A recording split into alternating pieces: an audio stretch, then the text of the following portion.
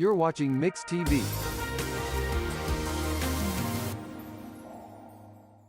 For 40 years, Stavely Insurance has been the go-to company when it comes to keeping you and yours protected. They specialize in commercial insurance as well as home, auto, motorcycle, boat, RV, farm, and life. Stavely Insurance is a brokerage. That means they shop for you, finding the best coverage at the best price while offering convenient monthly payments. The problem solvers at Stavely Insurance concern themselves with your coverage, so you don't have to. Stavely Insurance, 204 East Cherokee in Sallisaw. If you don't like surprises but still need a loan, then Anchor Financial Services is your answer. For over 40 years, Anchor Financial Services has been the hometown hero for families in eastern Oklahoma. We know life happens. Unexpected medical bills, home repairs, or that once-in-a-lifetime opportunity. With 7 convenient locations throughout eastern Oklahoma, our friendly team is always ready to help you navigate life's twists and turns. No jargon, no hidden fees, just straightforward, trustworthy financial support. So why wait? Stop by today or visit us online. Let Anchor Financial Services be your anchor in times of need. Because when life happens, we're here to help.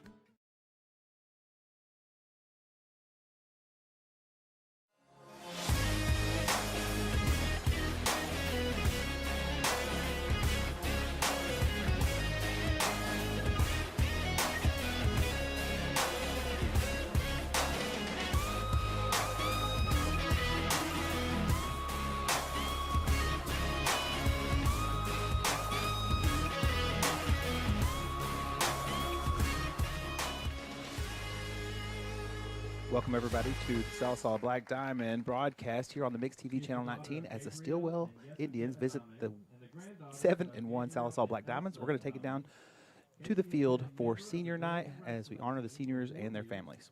Worked as a football trainer for 3 years and was a member of the soccer team for 2 years. She has served as the Spanish Club Vice President and is member of Fellowship of Christian Athletes, the National Honor Society, the Sallisaw Youth Coalition, and Student Council. Casey is concurrently enrolled at Carl Albert State College. Her plans are to attend college and become a physical therapist. Thank you, Casey Adame.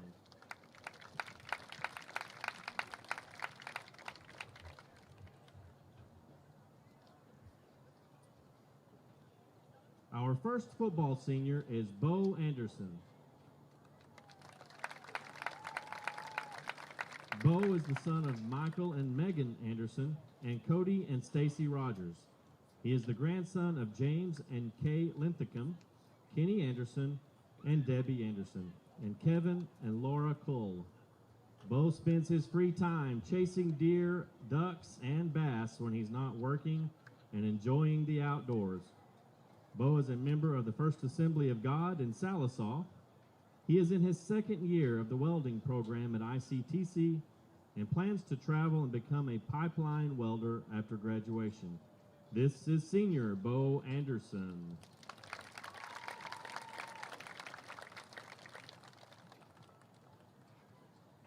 Next is senior Ty Bennett.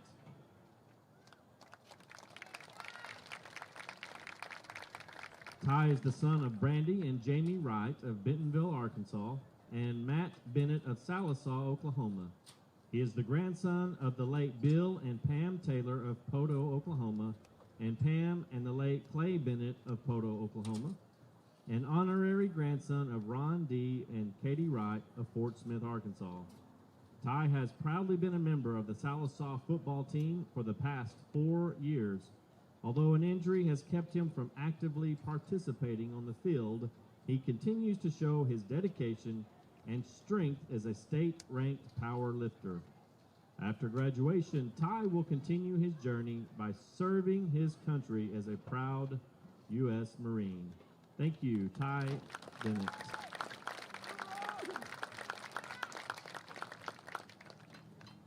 Next is senior Cooper Carter.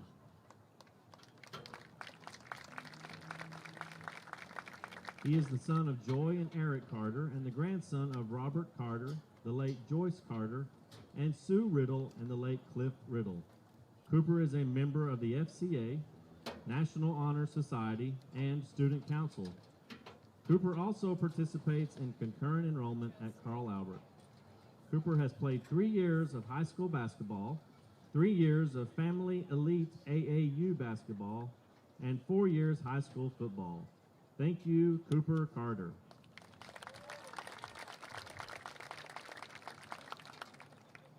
Up next is Brian Castor. Brian is the son of Alma and Juan Castor and the grandson of Leonor and Arturo Castor and Federico Perez and the late Maria Buendia. Brian is a member of the Spanish Club, Sallisaw Youth Coalition, and a founding member of the Kindness Group. He takes concurrent classes through Carl Albert and plans to graduate with honors. Brian is a member of the Sallisaw soccer team and has played for 4 years. He plans to begin his journey in the healthcare field by attending college to become a licensed practical nurse. After gaining experience as an LPN, his goal is to further his education and transition into a registered nurse role. This is senior Brian Castor.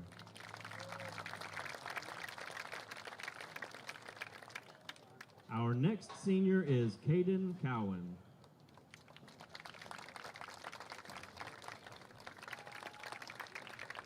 He is the son of Chris Cox and Suzanne and Gary Pruitt, and the grandson of Gary Cox and the late Terry Cox, Brent and Starlet Maddox, Russell Martin, and Terry and Linda Pruitt. He is the great-grandson of Tom Biddle and Mary Martin. Cooper is a 4-year starter for your Black Diamond football team. He is looking forward to his 4th year of basketball and was named second team all-conference his junior year. Cooper has also runs track for SHS and is a 2-time state qualifier in the 4x100. He is a member of the Native American Club and National Honor Society. Cooper is a concurrent student at Carl Albert State College and plans to major in biology at the University of Arkansas, Fort Smith, where he has been offered an academic scholarship totaling $22,000. Thank you, Cooper Cox.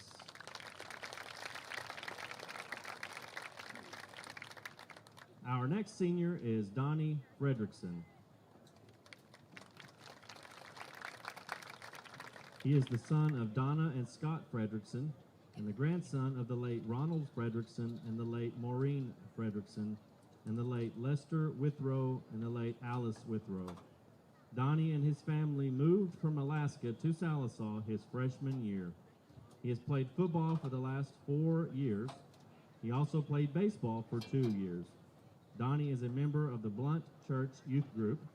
Donnie enjoys hunting and fishing. His future plans are to go to lineman school. This is senior Donnie Fredrickson.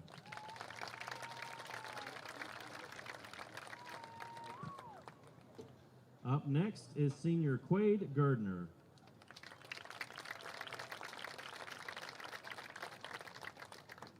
He is the son of Trey and Natalie Gardner and the big brother of Cash Gardner, the grandson of Mike and Karen Schumard, Darren and Kim Gardner, and Gayland and Stacy England.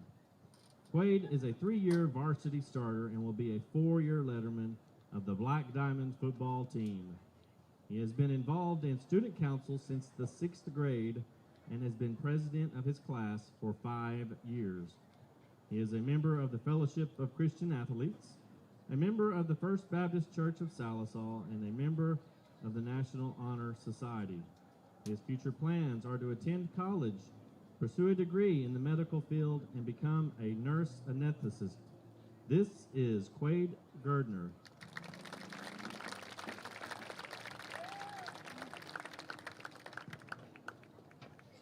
Up next is senior Connor Green.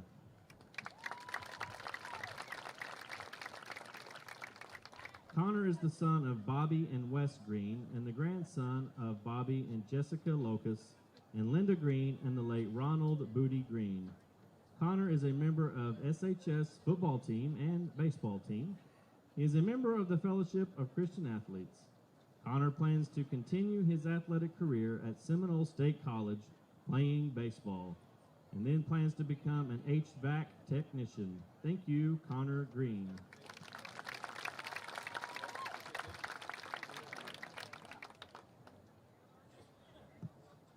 Up next is Caleb Jackson Hightower. Caleb is the son of John and Tammy Hightower and the grandson of Charles and Donna McDavid and the late Bob and Fayreen Hightower. He is a 4-year letterman in football and a 3-year letterman in baseball. Caleb is a member of the National Honor Society, FCA, and a member of the First Baptist Church. Caleb plans to attend the University of Arkansas Fort Smith and pursue a degree in business. This is Caleb Hightower.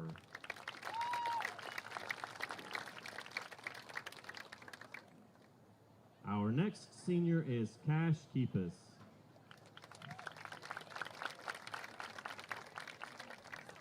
Cash is the son of Jamie Phillips and the grandson of Wayne and Linda Phillips. He is a member of the National Honor Society, Fellowship of Christian Athletes, and is a 3-year varsity football starter. Cash plans on becoming a physical therapist after college. Thank you, Cash Keepus.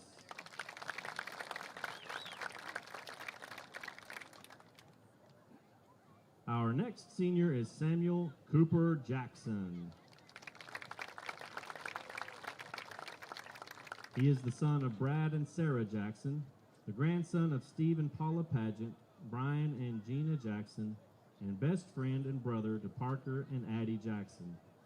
Cooper is a 3-year letterman in varsity football, receiving the Outstanding Freshman Award in 2021 and the Outstanding Sophomore Award in 2022.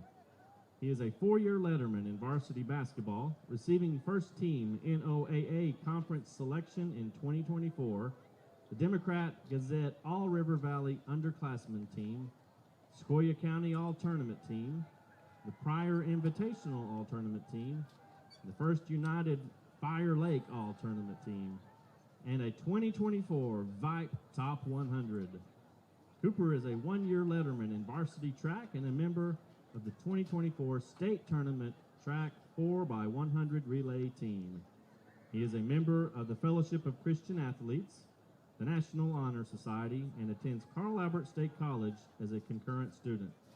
He will complete 21 college credit hours upon graduating from high school. He is a member of the Way Church. Cooper has been accepted to the University of Arkansas Fort Smith, where he plans to pursue a degree in physical therapy. Thank you, Cooper Jackson.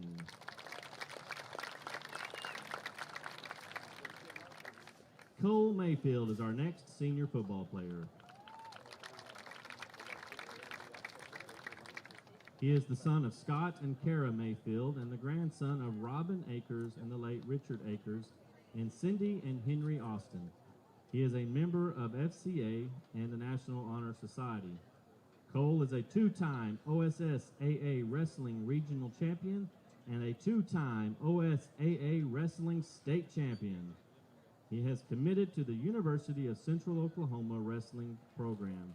Cole plans to attend the University of Central Oklahoma and earn a bachelor's degree in health sciences to be a surgical sales representative. Thank you, Cole Mayfield.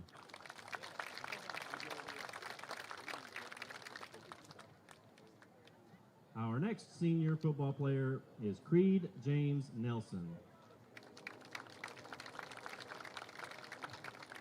Creed is the son of Chris and Toka Nelson and the grandson of Donna Gerlinghouse and the late James Hogg Nelson, and Lois Owens and Burl Edwards. Creed is an honor student and has been in concurrent enrollment since his junior year. He has been a member of the National Honor Society for 3 years and a member of the Fellowship of Christian Athletes for 4 years. He is a 2-year letterman in football and a 4-year letterman in baseball. He was named All-District for the last 2 years. Creed's future plans are to attend college to further his baseball career and receive a degree in electrical engineering. Thank you, Creed Nelson.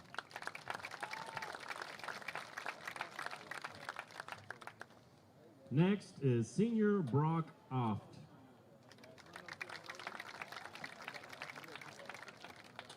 Brock is the son of McCall and Gregory Bell, and the grandson of Scott and Michelle True, and the great-grandson of Don and Sharon Oft. Brock is a 4-year varsity football player and 2022 Special Teams Player of the Year.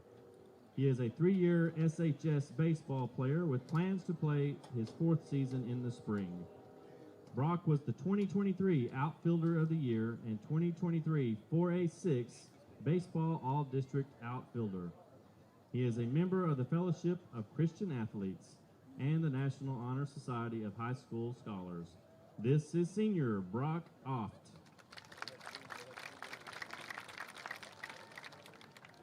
Zyler Rogers is our next senior. He is the son of Philip Hansen and Melissa and Todd McGowan. He is the grandson of Lisa Rogers and the late Jackie Rogers, and David and Lula Hansen and Erlene and Lloyd Burrows. Zyler is currently an honor student with plans to graduate with honors. He has received scholarship offers to play football at the collegiate level. Zyler is a 3-year starter and 4-year letterman. Zyler plans to go to college to play football and become either a mechanical or petroleum engineer. This is senior Zyler Rogers.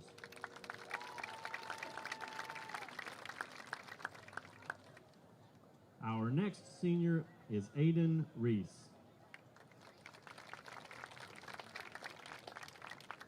He is the son of Larry Reese and Tisha DeLozier, and the grandson of Larry and the late Loretta Reese and the late Noble DeLozier and Rhonda Keith. He is a member of FCA. Aiden has played 3 years of varsity football, and he is a member of the Black Diamond wrestling team and a 2-time state qualifier. Aiden plans to learn multiple trades after graduation, starting with HVAC. Thank you, Aiden Reese.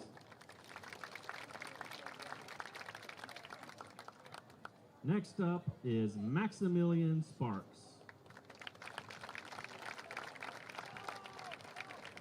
He is the son of Melanie Sparks and Larry Michael Sparks, and the grandson of Larry and Nancy Sparks, Steve and Lori Reed, and the late Mary Beth Maddox.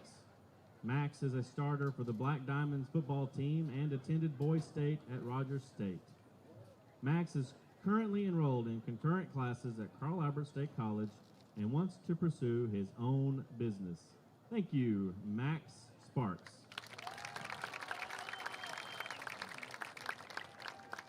Our last football senior is Rowdy Ward. Rowdy is the son of Billy Ward and Jamie Trueblood, and the grandson of Valerie Presley and the late Philip Presley, and Harold Kramer and the late Billy Kramer. Rowdy has been a member of FCA for 4 years, served as basketball manager for 1 year, and played football for 3 years. Rowdy plans to attend OSU and earn a business accounting degree and eventually start his own cattle company. This is senior Rowdy Ward.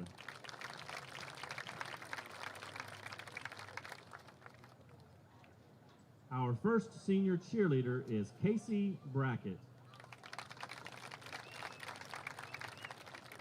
Casey is the daughter of Josh and Sarah Brackett and the granddaughter of Charlie and Shirley Brackett and Dr. Max and Linda Yancey.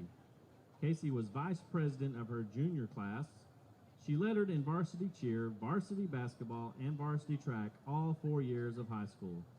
Casey was an OSS AA cheer academic state champion her freshman year. She is a 4-time competitive cheer qualifier and an all-region cheerleader and is waiting on results from her all-state tryouts this week.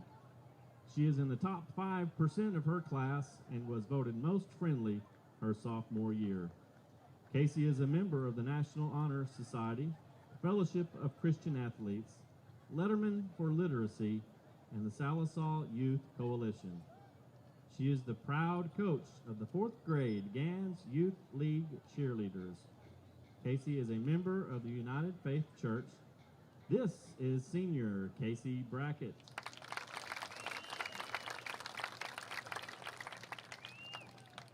Up next is senior cheerleader Shaylee Nicole Schote. She is the daughter of Josh and Lindsay Smith and Clay Schote, and the granddaughter of Kelly and Drew Edgman and Kendra and the late Billy Schote. Shaylee is an honor student and has been a Sallisaw varsity cheerleader for 4 years and is a captain this year. She was on the academic state championship team in 2021, and her team was awarded Distinguished Academic Achievement 3 times. Shaylee is a 2-year state qualifier in OSSAA game day and received the Distinguished Academic Achievement Award both times. She played fast pitch softball one season and was a regional qualifier and named Rookie of the Year. Shaylee is a 4-year member of the Fellowship of Christian Athletes and is on the leadership team this year. She is the president of the Letterman for Literacy and is a 3-year member of the National Honor Society.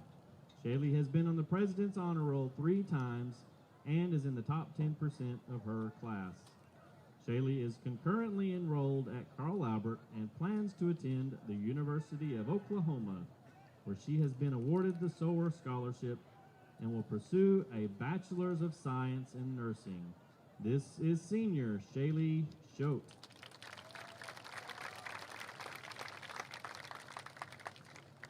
Our final senior cheerleader is Trinity Cox.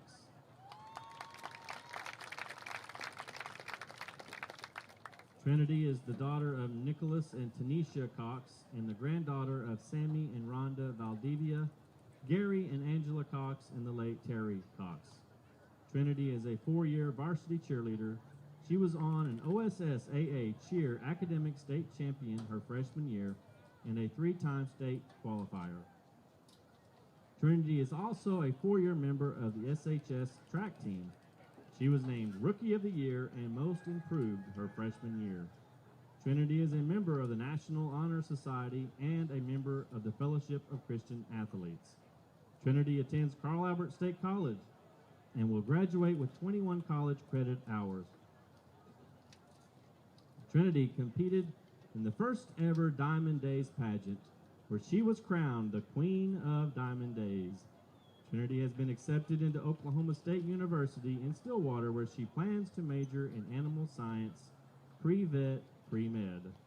Trinity plans on following in her grandfather's, Dr. Gary Cox, footsteps, serving and treating small and large breed animals of all kinds. Thank you, Trinity Cox.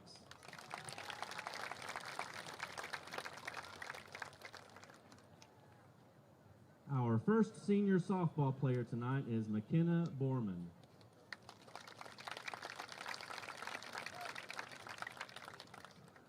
She is the daughter of George and Holly Borman and Janelle Ontman, and the granddaughter of Ernie and Judy Martins, Stanley and Carolyn Perry, and the late Jamie McAllister. McKenna is a member of the National Honor Society and is on the leadership team for Fellowship of Christian Athletes. She is a 4-year member of the softball team and was awarded the Black Diamond Award her senior year. She was named Most Valuable Defensive Player her junior year and Rookie of the Year her freshman year. McKenna is a member of the Emmanuel Baptist Church in Sallisaw and Life Church in Fort Smith. Her future plans include attending Carl Albert State College and achieving a physical therapist assistant degree and then becoming a physical therapist. This is senior McKenna Borman.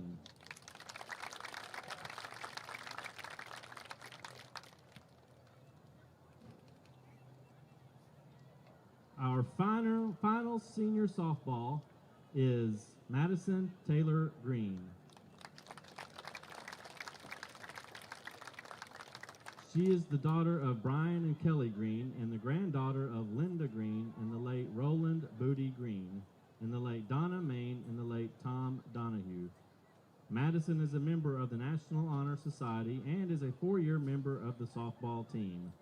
She was named Fast Pitch Infield Player of the Year in 2021 and 2022, and 2022 Fast Pitch All-District Utility Player. Madison was chosen All-Region Utility Player the 2024 season, and the 2024 Player of the Year and 2024 All-District Middle Infielder. She currently attends concurrent classes at Carl Albert State College. She plans to continue her athletic career at Eastern Oklahoma State College, playing softball and then becoming a radiologist technician. This is senior Madison Green.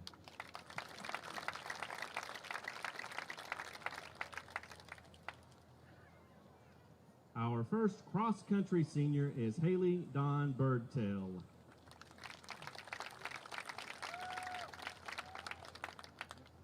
Haley is the daughter of Jennifer and Leon Birdtail Jr. She is the granddaughter of the late Jerry Birdtail and the late Andrew Mathis. Haley is both a cross-country and track athlete. She medaled in the 2023 cross-country season and in the 2023 two-mile relay. After graduation, Haley plans to attend ICTC and obtain her CNA license. Thank you, Haley Birdtail.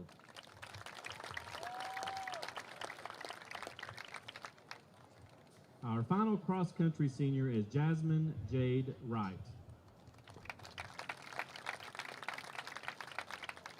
Jasmine is the daughter of Wayne Wright and Jamie Hill and the granddaughter of Mark and Sherry Kinsey and Walter and Teresa Trammell. She received her letter in track her junior year and was recently accepted into Oklahoma State University. Jasmine's future plans include traveling and becoming a vet. Thank you, Jasmine Wright.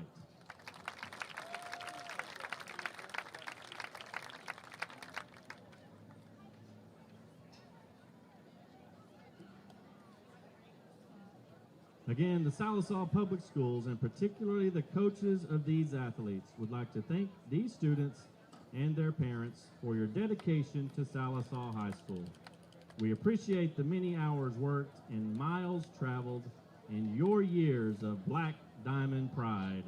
Thank you again, and good luck as you continue your senior year. We know your futures look bright.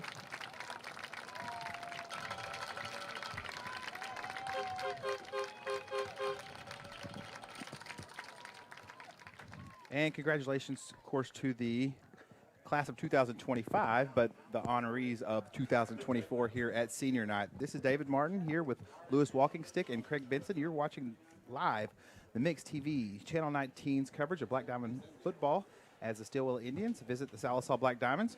Now that we've got Senior Night out of the way, we'll talk a little bit more about that here in just a little bit, as well as give you a pregame because it's almost time. It's almost time for the show. So we'll be back right after this one quick commercial break. We'll be right back after these words. When considering where to have a wedding, birthday party, shower, anniversary, class reunion, or company party, make the easy, perfect choice. Willow Valley Venue in Sallisaw. Willow Valley Venue is a beautiful, modern white barn on 17 acres, featuring amazing bridal and groom cottages and is close to hotels and restaurants. Packages to fit any occasion are available. Like and follow them on Facebook or call 918-315-0406. Willow Valley Venue, where memories are made.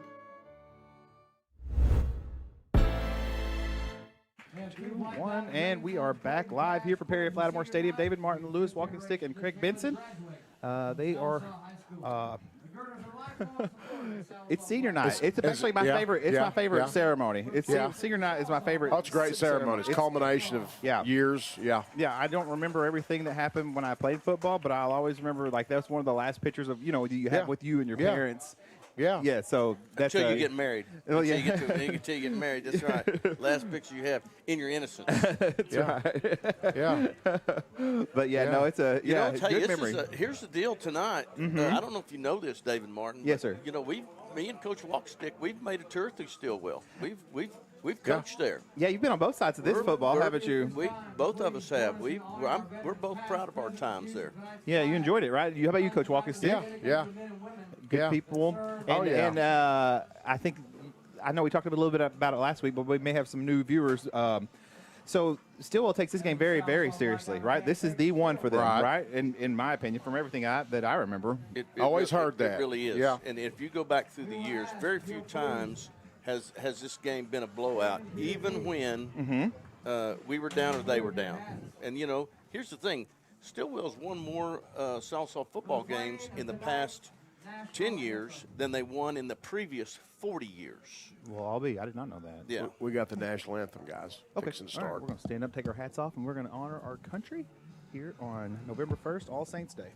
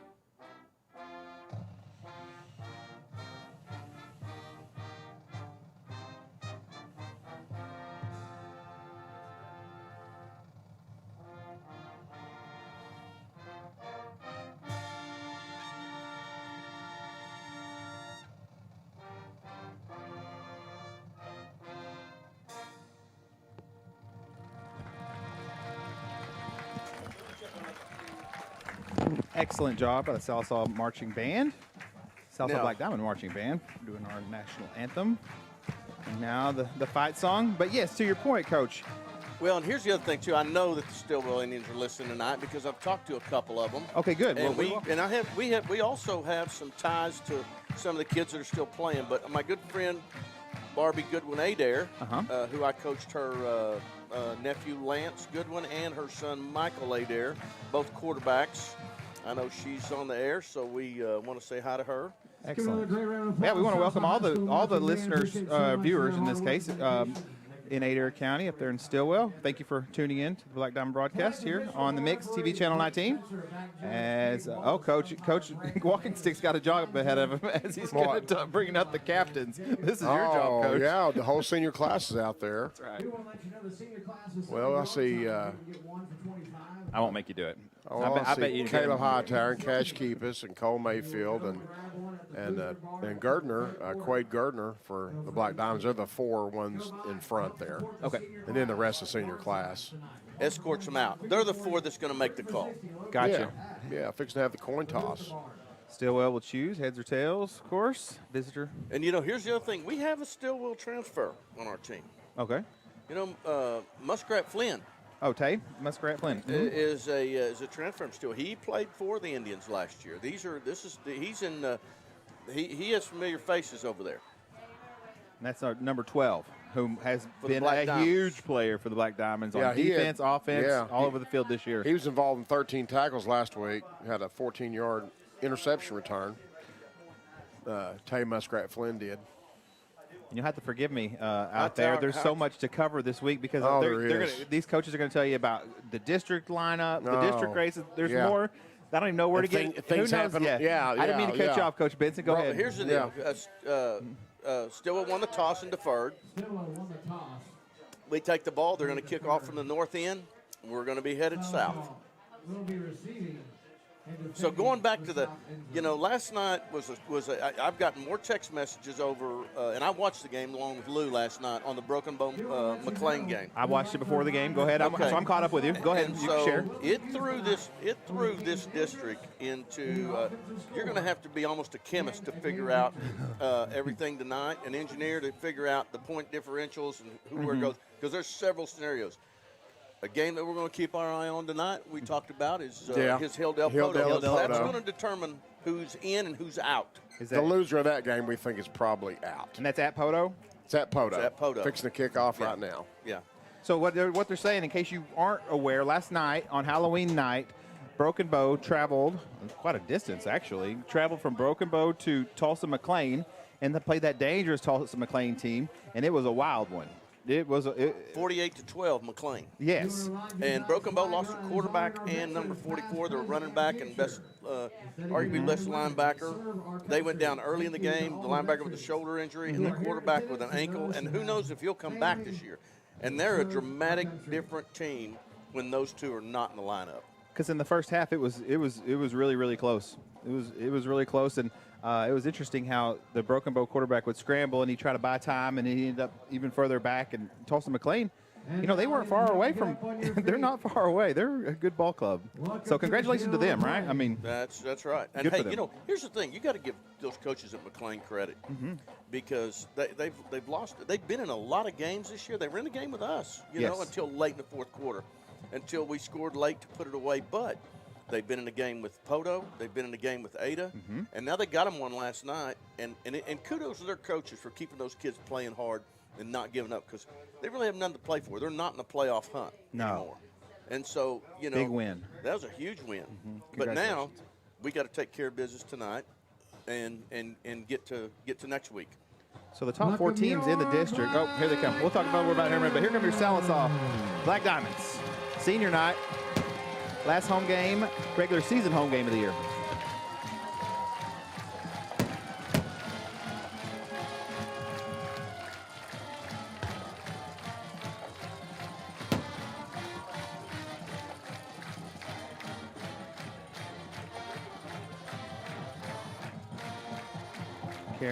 Each one carrying. I don't know if American every one flag. of them had them, but every other one of We them pretty welcome close. Yeah. The Stilwell Indians to Fairhaven Lattimore Stadium for tonight's district competition and our last home game of the regular season. Nice gesture. That looked good taking the field. That was good, wasn't We it? remind you tonight, I agree. after the game, First Baptist Church is having a fifth quarter. All middle school, high school students. It's a glow-in-the-dark volleyball. Yeah, we want to thank you all once again for listening and watching on 105 or for watching on the Mixed TV Sports Channel 19, as well as on our YouTube page. Don't forget, this week, next week, and thereafter, make sure to share before the game. I still get texts, and I appreciate everybody reaching out saying, hey, what's the link? So if I send it to you, send it on to somebody else. Also, don't forget you can download our KXMX, that's our radio station, 105.1. Download that app, or make sure to put it on your presets on your radio. JP and all the guys at the radio station do a great job of programming music. But right now, it's time for Black Diamond football as the Stilwell Indians set to kick it off. Look at this roster. I see number 10, and that's kind of a unique name, Talon Thurber. And that is Coach Thurber's half-brother, Brian's son, and he's a freshman. And we'll get to some of these other Indian names here in just a little bit. Sounds good. So right now, looks like you got Brock Oft on the kickoff return, going to bring it out about the 47-yard line, where the Black Diamonds will take over first down and 10. Also, don't forget, if you're watching, I'll try to keep you up to date as to the time because it's a video scoreboard, so the computer doesn't always pick it up, and so I will make sure to let you know how much time's left in each successive quarter.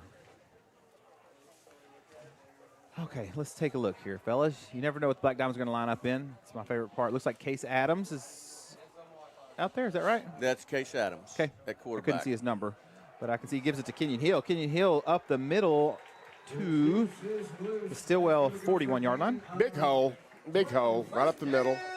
12-yard gain. 12 yards 12-yard for gain. Kenyon. We got Dagan Grizzle at left tackle and Cooper Carter at left guard as the Black Diamonds approach the line of scrimmage. Looks like they got it 2 wide receivers to the near side with a wing back on the far side. Oft goes in motion. It's going to be a sweep going around the far end. And gain of 1. And here goes a penalty flag. Not sure what happened, but we shall see. We got Quade Gardner at center and Dawson Lamb at right guard and Xyler Rogers at right tackle. We've been fortunate to have the same starting offensive line all year. Not sure who's at tight end. I'm assuming Caden. There's Caden Blunt. 15. Yeah, 15. Case Adams at quarterback. Kenyon's at tailback right now. Kenyon Hill. This crew is a new crew we haven't seen. That's Brent Spencer in the white hat. Poto boy, played down there. John, his father, is a graduate of Sallisaw. Okay, yeah, I know John Spencer. So the penalty looks to be against Stilwell. Yeah. So it's going to be first down and 4 or 5 yards. Ball's on the 36. Give to Hill up the middle. Dodges 1. Gains 4 yards. Call it 3.5, Okay, 4. all right. Sounds good. 10 minutes, 50 seconds, 5-0. 10-5-0 to go in the first quarter. That was Brock, wasn't it? That's Brock Oft. Was it? No, wait. I'm think not it's sure. 30. I think it's He's Hill. down here at wideout. Yeah. That was Hill. And I don't know who the other wideout is. Can't tell. Cooper Jackson Cooper is Jackson, a wide number out. 5. Oft is in the slot. And Cade Tate, I believe, is the fullback up there, the wing up there, number 40. Second down and 1. Adams gets through the first level. Is he going to get inside the 10-yard line? Good job getting past that first and second level. Look like quarterback power. 22 yards on the run. Diamonds are going to bring in number 7 and number 51 and number 9. Cooper Carter pulled from his left guard position and swabbed up in the opening to block a linebacker. It was 7 last week who ended up blocking that punt, right? No, it was actually Oh, here goes. Aiden, Hold on. Okay. Aiden Ruiz. Okay, it was Ruiz. Oh, look 13. at there. Hold on. It is a touchdown. Cooper Jackson. Yeah. Let's take a look here on the McDonald's replay. Direct snap out of the Wildcat. He goes over to the right side and gets into the end zone. And Cooper Jackson. Congratulations to Sallisaw Black Diamond offensive line making that happen just as much as it did for number 5. Big blocking. Good blocking. So that was Aiden Ruiz last That week. was Aiden Ruiz Okay. that blocked it. All right, good. Thanks for clearing that up because I Amidst all the excitement, you know what I mean? Number 13. Yeah, he had some plays that night. Castor on the kick for the extra point. It's good in the Sallisaw. Black Diamonds take the lead here. They took 2 minutes and 2 seconds off the clock. And we're going to take a quick commercial break. We'll be right back here on the Mixed TV Sports, Channel 19. Sallisaw Dental Care is your place for excellent dental care and an experience that will change the way you think about dentistry. From in-office implant placement and Invisalign treatment to laser procedures and cosmetic dentistry. Dr. Gray and Dr. Dotson offer treatment plans to fit every smile. Exciting news! You can now visit Sallisaw Dental Care for your Botox and filler needs. We look forward to seeing you. Go Black Diamonds!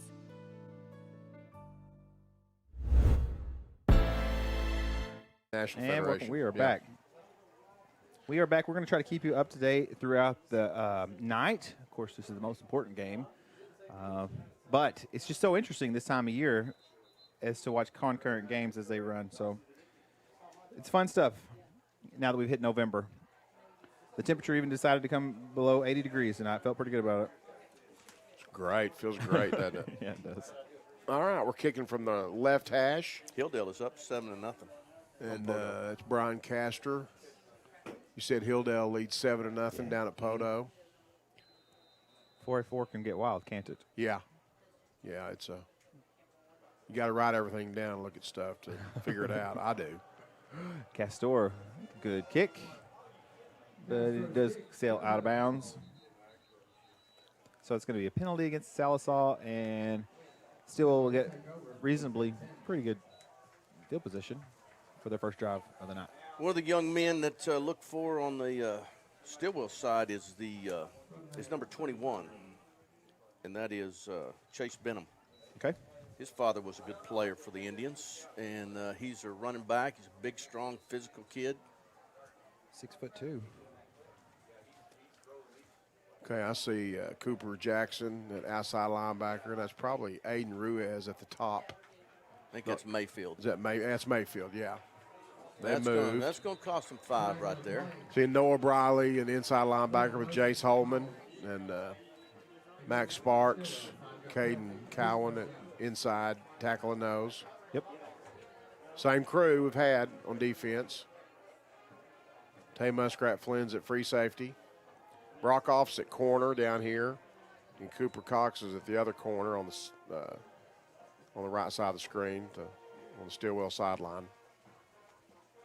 3 wide receivers. Quarterback pumps. They're going to get him in the backfield. Sack on the play. That was Cash Keepus. Keepus. Number 9. I Cash tell you, Keepus. going back to last week, I thought Cash Keepus and Hunter Smith, and here's the thing, and I don't know if I should say this, but Hunter Smith's brother was really sick last week, and he spent the first 2 days in the hospital with his brother, Luke, who played against us at Cash Hall. And so he came out and really played well. Spirited. But him and Keep us, boy. I tell you what, they were a two-man show last week on defense. Yeah. Clutch. That may be Cash again. There That it is is. right there. Cash was in on 18 tackles last week. Had 7 tackles for loss and a fumble recovery. And Smith. And he also had a punt return too. Let's not forget about that. Yeah, he fielded that block punt at the 35. Hunter Smith was in on 6 tackles and had 5 tackles for loss. He had a hurry last week. Yeah, Cash Keepers is the one that fielded that 35, that block punt. Put us in field goal. Put us in great field position. 8 minutes, 45 seconds to go here in the first quarter. Stilwell drops back to pass. Going to be a penalty flag on the play. Completes the pass. Looks like they were trying to. I think he's going to have a hold. Yeah, it's in the area of holding, isn't it? Yes, sir. Clock stops because that was 3rd down and 20. They may decline that. I don't know.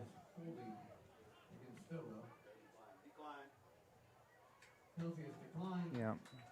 Coach Tyler decides to decline it, and that will likely bring the Stilwell punt unit onto the field. It does.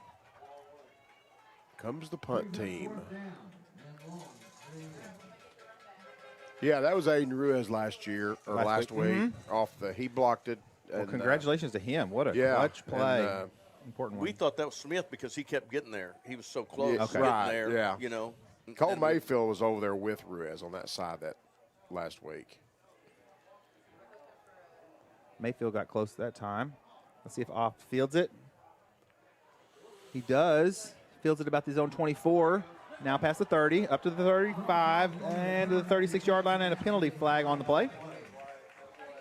See what the marker says, or the marker.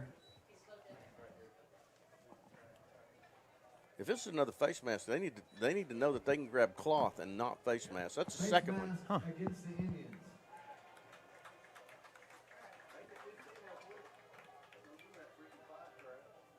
That'll take him out. Okay, so looks like a 5 yard. So is that an incidental then? They called the first one incidental too. Okay, that's why it was 5 earlier. Okay, now I'm caught up. Okay, 4 wide receivers for the Black Diamonds. Case Adams, the quarterback. Kenyon Hill is the running back. You've got 3 wide receivers to the far side and 1 here close to the Black Diamond sideline. A couple guards pull, or a couple of linemen pull. Adams follows them. Little Q counter there. Quarterback counter and followed that guard and tackle through the hole, didn't he? Yep. 24 yards on the carry for Adams.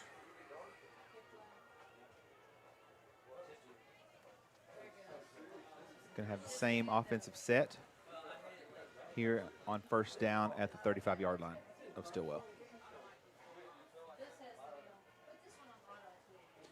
Going to throw it out to Cooper Cox. Cooper gets ahead of steam. Out to the 10-yard line, shakes one more. Tough running after the catch down to the 5-yard line or thereabouts. Where do you start, the 35? Yeah, that's 30 yards So on the 30 on the yards. reception. Yeah, okay.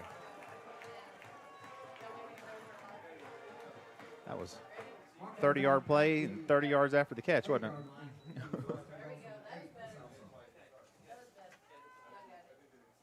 Let's call it 31, fellas. Yeah, they put it at the 8.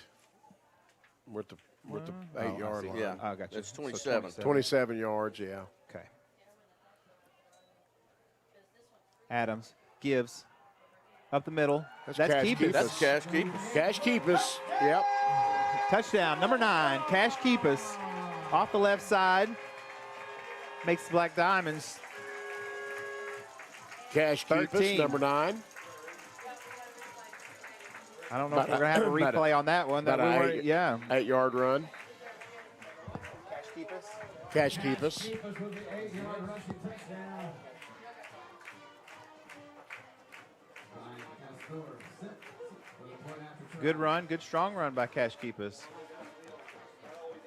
Brian Castor on to kick. It's good. Good operation there by the extra point team. So, I had read where Coach Tyler said, after last week's emotional win, that there's always a susceptibility to having, a fall off in energy. But the Black Diamonds look like they're coming out playing hard tonight. And we'll keep it right here. We'll take a break here in a little while. We'll keep it right here. Well, they've done a good job of getting ready, and I think they got their minds on their business this week quickly. Had a good week. Weather was good. They're sitting 7-1. You can only win one ball game at a time, right, Coach That's Wilkins? right. That's right. Absolutely. I'm a master of the obvious. I've always have been. It's yeah. I mean, it's everybody's in that situation. 7.5 minutes to go as the Diamonds come out to kick.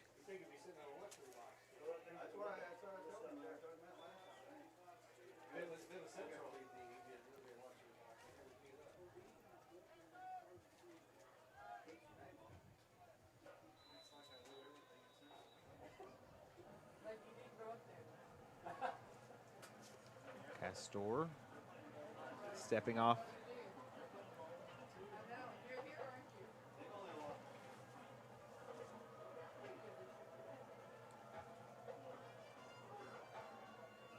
See if he can pin it to the corner. He's out of bounds. Oh, he stepped out of bounds. Yeah. Right into the corner. Yeah. Called out of bounds at 9-yard line. Still will take over first down and 10 from the. So while the offense comes out, or while the Stilwell offense comes out, so we got Poto playing Hilldale. Poto's at Hilldale. And we know that Tulsa McLean and Broken Bow played last night. Ada's at Glenpool. Ada is at Glenpool. Yeah. Okay. Yeah. That should be a you know. Ada has the likelihood of going and taking care of business. I would think that, you know, Glenpool, I think in time, I think that young kid can get that thing going. It's going to be, you know, a tough turnaround, but defense. Good job by the Sallisaw Black Diamond defense. Host of Black Diamonds. Looks like a Cowan. Yeah, Caden Cowan's in there. Caden Cowan. I saw Cash Keepus. 3 or 4 others. It's always a good thing when there's too many to Yeah, count. That's that's what right. That's the kind of defense you want to play. You got to freeze it on the film when you're watching That's it tomorrow morning. Slow motion. Second down and 12. 6 minutes, 50 seconds, 5-0 to go here in the first quarter. Quarterback's going to throw it. Tate Muskrat Flynn steps into the end zone. Pick 6. Here is your McDonald's Instant Replay. We love the McDonald's replay. He played in safety. followed those eyes and stepped in front of him. Just like he had one last week, he dropped. And he made up for it this week.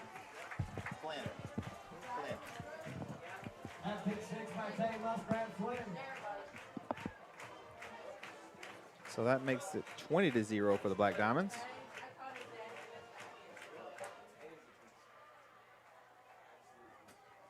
Castor, once again, on a kick.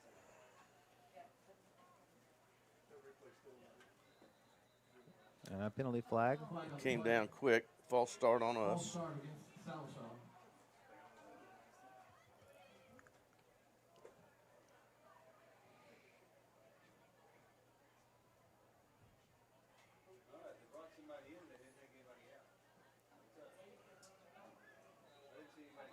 Because they only had 10.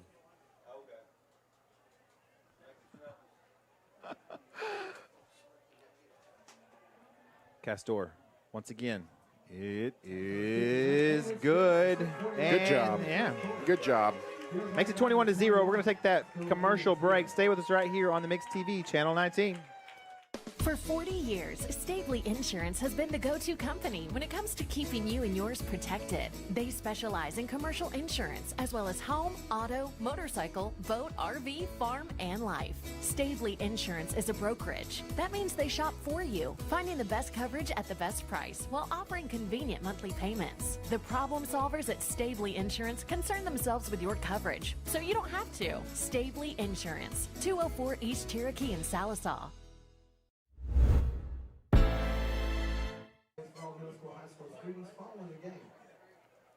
Welcome back. Mix TV, Channel 19.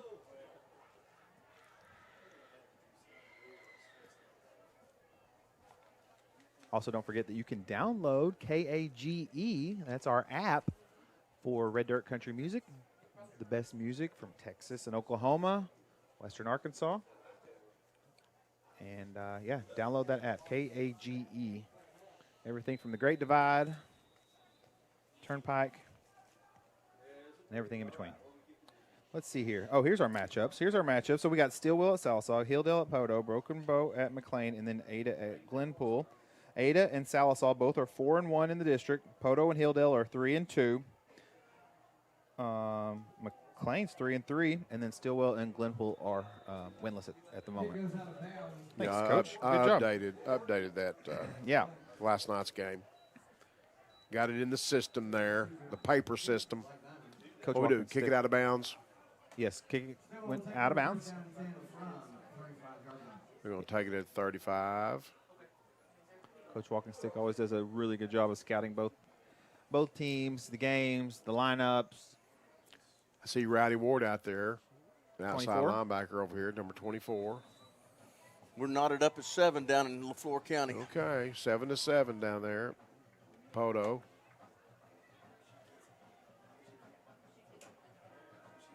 That's number 12 in motion there. That's the Carter kid. He's still his best receiver. He's quite a player. He's got some stats on max preps Because he's earned them. for all classes. Yeah. In receiving. A lot of yardage, a lot of catches. That's number 12. Yeah, number 12. Brayton Carter, I believe.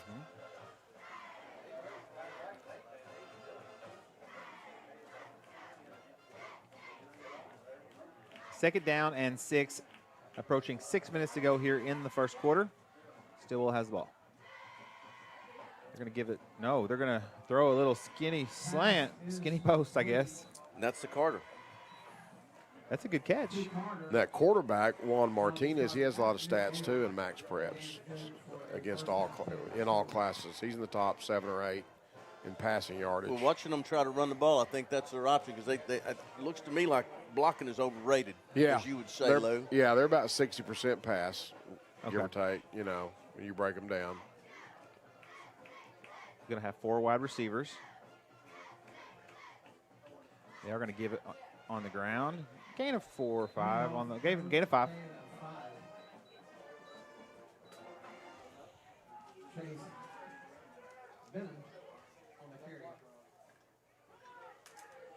Second down and 5. 5 minutes, 10 seconds to go here in the first quarter.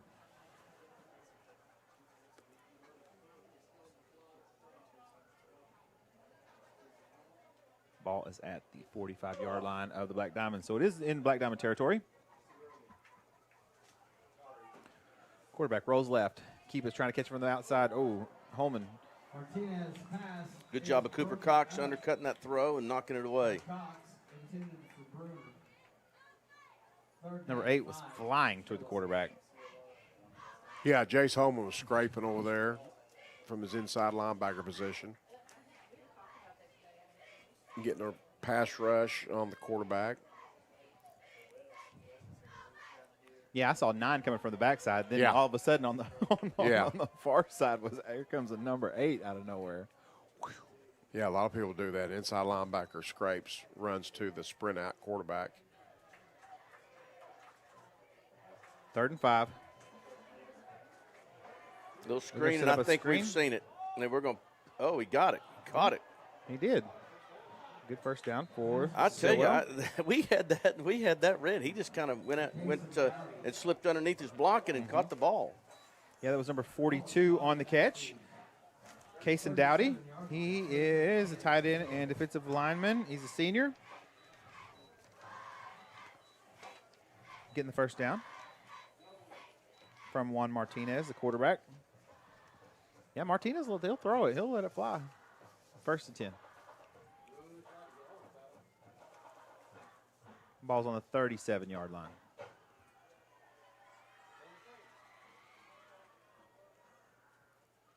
Martinez throws it out. Martinez pass complete to Bruner.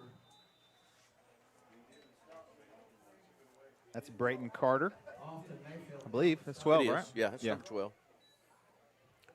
That's Brockhoff and Cole Mayfield and Tay Muskrat Flynn on that tackle. Swarming to the ball.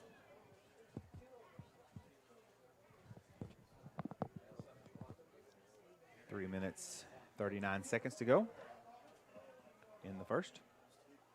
Yeah, I guess we need to get a play of yesteryear when we get a chance here. Okay, yeah. Before the quarter runs out. We just had so much to talk about, Coach, you know. No, there's all kinds of things. Got a little quarterback counter right there, and we ate that up. There's all kinds of things to. Good job by the Black Diamond defense. Got a good trivia question later on, And Perry Beth Whedon cannot answer this. She's not. We'll have I to, know she knows she's the not answer eligible? to it. She is not eligible. Yeah.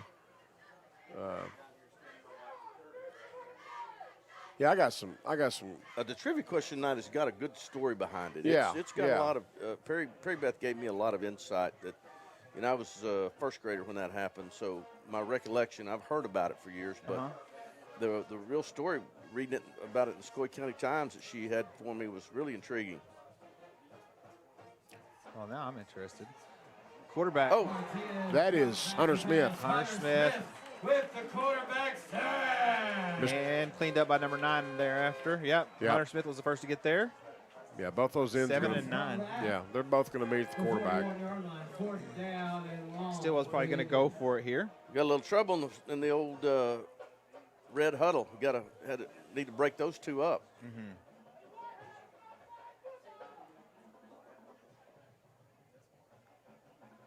Well, if it's not 7 or 9, it could be 8, or it could be any of those defensive linemen. Yeah. Yeah. The Black Diamond defense has been consistent this year. And well, that'll be give us. This is our chance for a play of yesteryear. Let's do our All right. play of yesteryear. This from Here we go. 2010 Alma, 61-yard TD run by Jeremy Davenport. You see Seth Morgan and Garrett Glad blocking down, and Matt Walkenstick, and Cody Rumner, and Logan Ray, who I saw today, up front. There's Davenport. You remember that play, Coach? Jeremy was a. I didn't.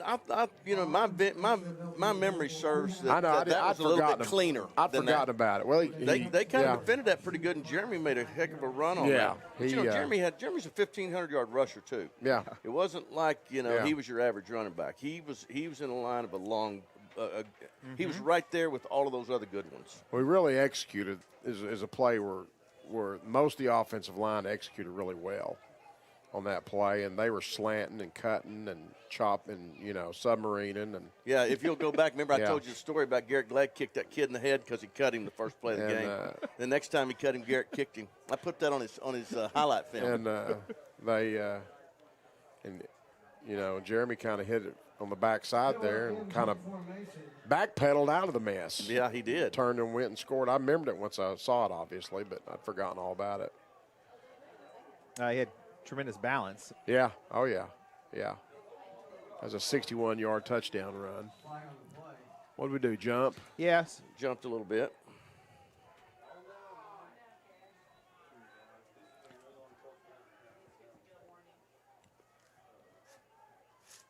Call is offside against Sallisaw. Be a 5-yard penalty. Repeat, 4th down.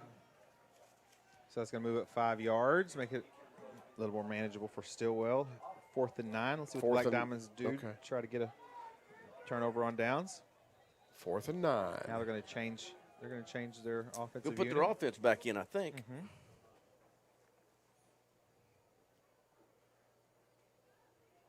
All right, big 4th down play right here. Hometown fans, how about that defense? 1 minute, 59 seconds to go here in the first quarter.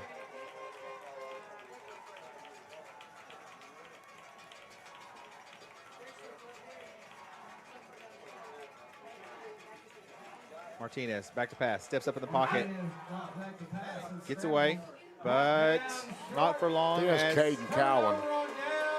Caden Cowan got him, ran him down.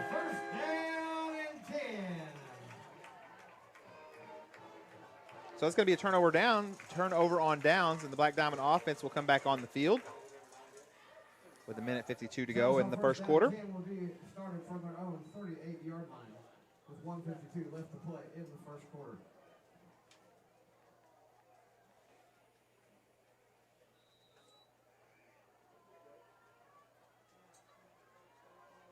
It's going to be Cooper Jackson on the little hitch Throw, stiff arm, gets by one. Stiff arm again, gets by another one. Now he's going to try to cut back against the grain. 10, 5, touchdown. Cooper Jackson and the Sallisaw Black Diamonds. We're going to have an instant replay. McDonald's, I'm loving it. 63 yards on that reception. Let's sit back and let you take a look. Good stiff arm. Good block there by Caleb Hightower. We had one man to beat at the end. So that's number 5, putting 6 points on the board. Good throw, good catch, good run. It's an explosive play. Brian Castor on a kick. It's good. Good job. Way to operate.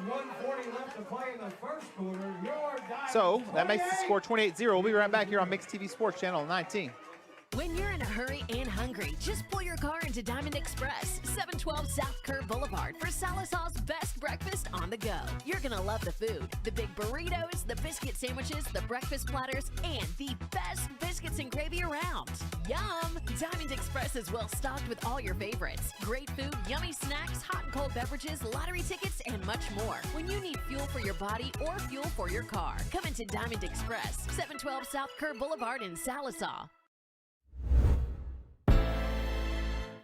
Back and forth game over there in LaFleur County. Hilldale just took the lead 14-7. Yeah.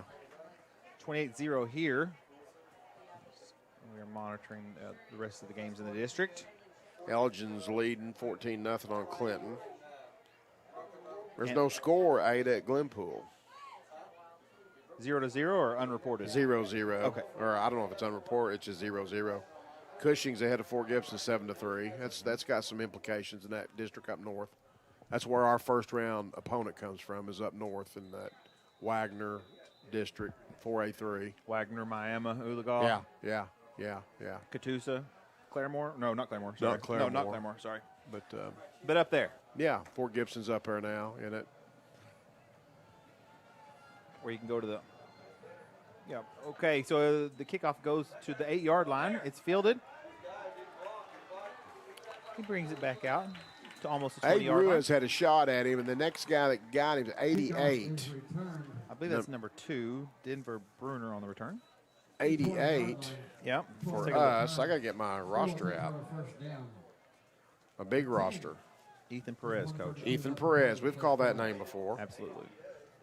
Minute and a half to go here. Keep this roster handy here.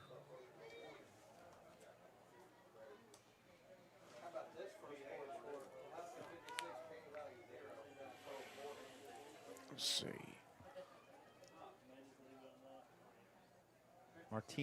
Juan Martinez, back quarterback. He's going to give to the running back, 21, off to the left side.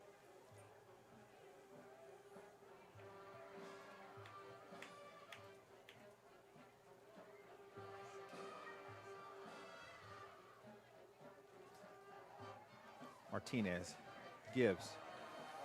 And I'm sure that's going to be a hold. It's Caden Blunt from his linebacker position. Got a hold. Against Stilwell. That running back is a freshman, Noah Bailey for Stilwell. So they've got some young players over there. Actually, I think Caden's at defensive end. He spilled it, wrong-armed it, and made the tackle. Looks like Hill and Green are coming in on defense. Sparks going to take a break for a play. We might be going to a 3-man front, huh? I think so. If Max came out. Half a minute to go in the first quarter.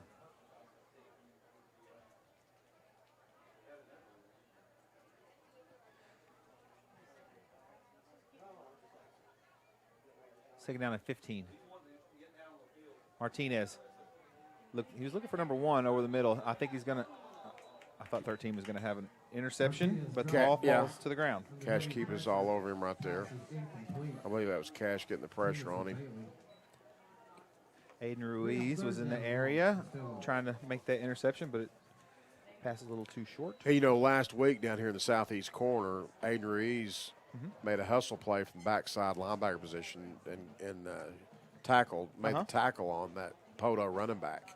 Oh, the touchdown saving tackle? Yeah, the touchdown I saving remember, tackle. yeah. That was him.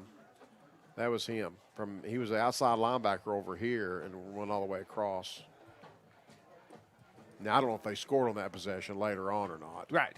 But it was a great, It helped. great effort. It helped towards the eventual outcome either way. Oh yeah, it was a great effort 100%. play. Great effort play. It's gonna be a penalty flag on the play, I believe. Yeah, it's going to be a another false start. Yep.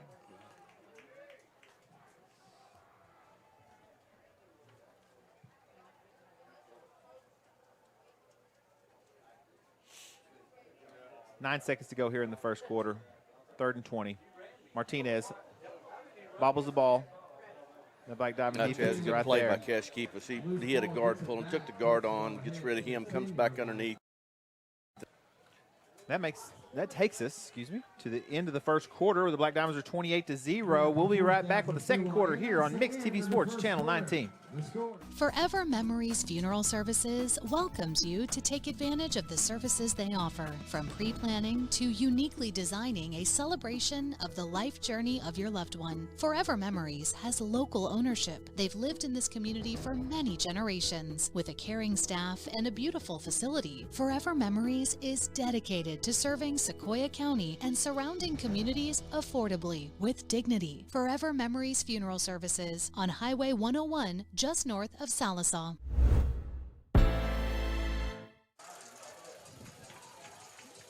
Welcome back to Mixed TV Sports Channel 19. Kim Gertner for being tonight's Black Diamond sponsors. And Senior night game ball. next week, put it on your calendar, 7 o'clock, Ada, Oklahoma. The Black Diamonds are going to travel for the season finale. Tomorrow, your third grade Diamonds are in You know, we've gotten pretty spoiled this year, man. We haven't seen bad football until tonight. You know, we've been every game we've been on this year. Yeah. You know, it's been really a fourth quarter game. Hopefully the championship trophy. Congratulations, third graders are making it to the championship game tomorrow. Good luck. Yeah, all the games have been engaging this year. You know, even Glenpool into the. Yeah. I mean, in the second half. I don't even remember what the score. I mean, I know what the final was, but we had control of it really the whole game. But it was We didn't get off to a quick start like this one though. right. The punt goes up, and it's fielded by Off took it in traffic. He sure did. And he may go to the house with it. He's going to get there to the corner, There we to go. the end zone. Touchdown, punt return. That's number 1. Brock off for the Sallisaw Black Diamond. Touchdown. Great return by senior Brock off. He went right into the fire to get that one. Yes, he did. They did.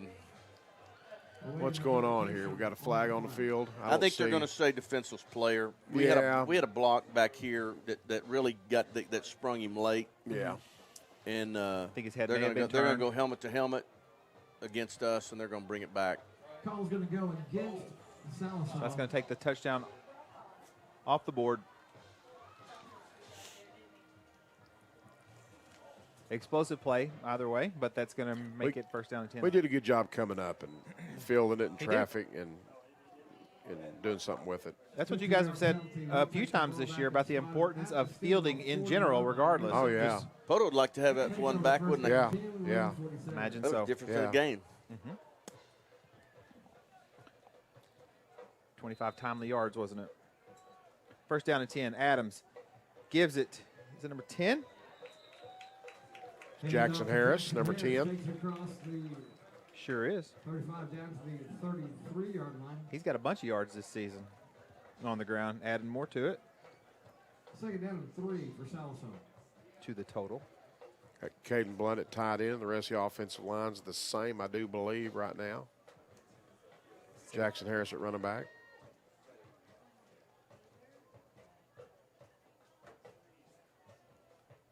Adams. You know, he did a really good job. Number 4 was in the line of sight, and he put just enough air underneath it to get over to Connor Green, but it may have affected the view, so it falls incomplete. It's going to bring up third down. Connor Green was the target there on the bubble, the sideways pass. Because if you don't put any air underneath it, it's possible It's to be a knocked pick down. 6 or the other Playing catch other with way. the other guy. Yeah. Yeah. So, third down and 3. Adams Gives it to Harris. Harris, strong run. Give to Jackson Harris across the 25-yard line. That's going to be good for Sallisaw. First down and Another 10. 10-yard run by Harris.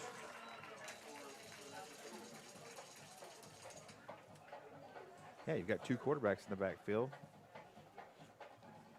And Harris is now playing running back, running the ball really well.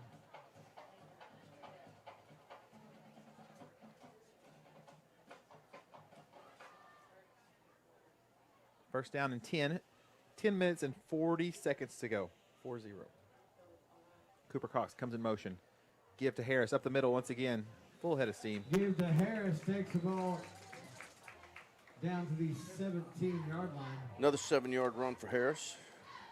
7-yard pickup. Coach Walkenstick, tell us a little bit about that offensive line and what their approach is tonight. What are they just a straight ahead zone blocking, or what are you seeing? They're double teaming the down guys every chance they get, and it's just a dive play or a zone play, you know, and as old as time itself. Yeah, try to knock the defender back into the linebackers. Cooper Cox on the reception.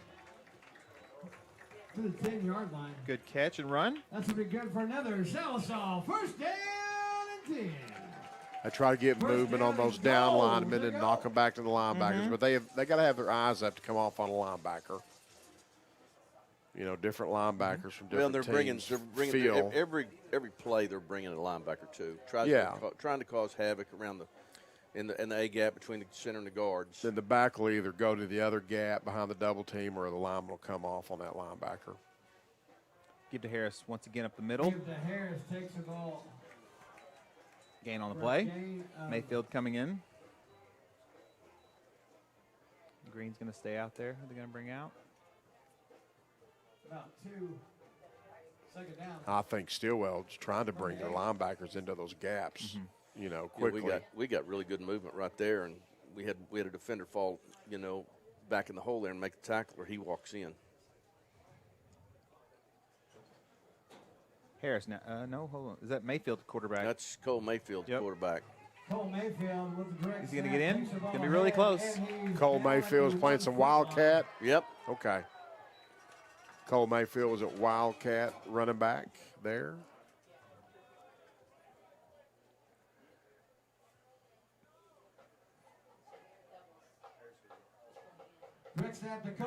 Mayfield once again out of the Wildcat position. Yeah. Follows that offensive line for Sallisaw. Black Diamond, touchdown. Yeah, we got our jump around lights going. Yeah, that's right. They're working. Well, that's what I heard. They're working. Somebody named them that this week. Jump around lights. Yeah. That's actually pretty funny. Lou. Yeah, I heard it from somebody else. I think that's a. It wasn't an original Lou-ism. No. I think that comes from the band, The House of Pain, and Jump Around. Yeah, the song. Yeah. Castor with the kick. It is good. That makes it 35-0 here. Not quite halfway through the second quarter. We'll be right back here on Mixed TV Sports Channel 19. J&D Steakhouse is Sequoia County's premier steakhouse, serving USDA certified 7 Oak steaks, burgers, and chops, as well as seafood, chicken fried steak, and amazing salads. Specials include Taco Tuesday, Wing Wednesday, Thirsty Thursdays, and more. Happy hour daily 4 to 6. J&D Steakhouse, a place for good food, friends, and family, and live music. 230 North Oak in Sallisaw. Open Tuesday through Saturday, 11 to 9. J&D Steakhouse. Oh, it's good. On the extra point. Yeah. You know, after the play, I don't know if it was. I missed it. I just saw the flag get thrown. I don't know if it was chatter or somebody was. The scouting report on Stilwell is that they're quite capable of having a lot of those yellow flags thrown. When things don't go right for them, and they haven't had a lot of things go right, and that brings in a lot of frustration, and when it does, you get penalized for it. So our kickoff team gets to go to the 45. Or as you would say, the 55. The 55-yard line. Yeah. I'm trying to get some of our numbers on the kickoff team. I see Matt McGrew over there and Rowdy Ward, and Tay Muskrat Flynn and Rockoff's out there. Of course, Brian Castor's the kicker. I bet Cade Tate's out there. There's number 13, Aiden Ruiz. Who's number 16? That is Harley Shue. I see his number. 56 right here. 58. Is that Bodie? Adams. That is Bodie Adams yeah. at 58 on that kickoff team. Ball sails into the end zone. It'll be first down and 10 with the touchback. 8:42 of the second quarter. Still will take over first down and 10 from their own 20-yard line.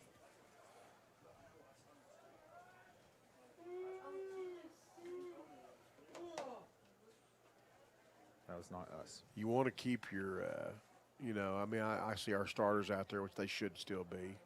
Well, here's the deal. They've earned the right to play. Yeah. The young kids, they've earned the right to play as well. And you start sprinkling those in as time goes. Yeah. But it is senior night. Oh, yeah. You've got, there's things you got to work on. You got to get, we've still got a lot of football left in the season. Mm-hmm. It's a blend. And they moved again. They got away with that one. Who's on his legs? I bet it's number 9. Who's number 9? Cash Keep Us. Cash keep us wreaking havoc. All right. 44 wasn't far behind.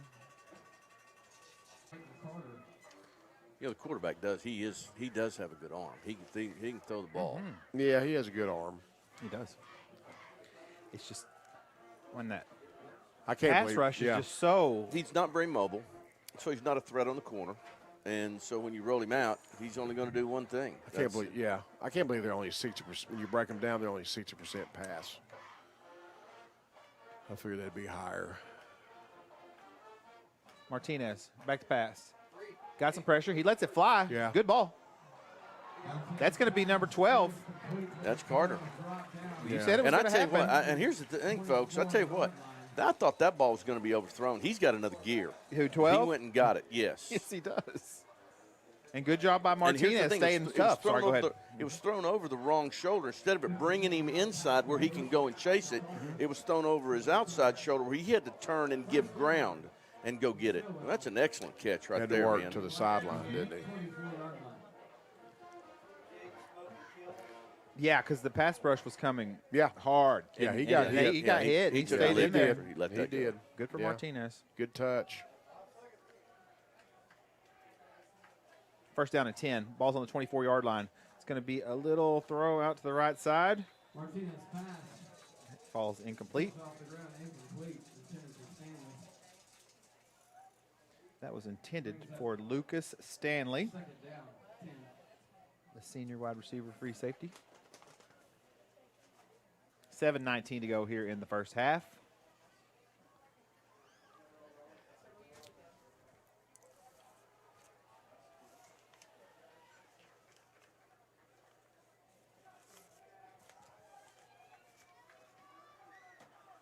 Three wide receivers this time. Ball falls to the ground. I think his knee may have been on the ground, and it was. Right. Yeah, that's what they said. He got the ball hit the ground, and he put his knee down trying to get it picked up. The ground would be a loss of 5, brings up third down and 15.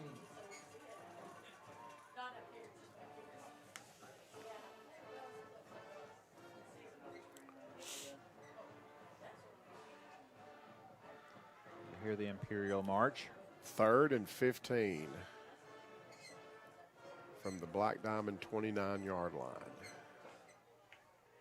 6 minutes, 40 seconds to go in the half. Martinez, back to pass.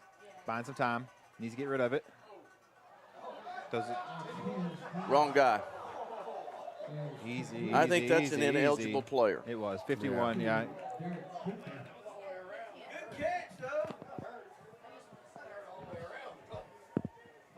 Are they going to spot that ball? Oh, there's I'm the not sure, flag. Coach. I see Let's the see. flag. There's a flag laying Yeah. down there at about the 30-yard line. Hey, if they throw it to you, turn and run, right? I mean, what are you supposed to do? you drop go. it? You go play Yeah. football. Hey, I don't that's a care line- what your number is. That's a lineman's dream right there. Go for it, dude. I'm with you. And he did catch it. Mm-hmm. Good for him.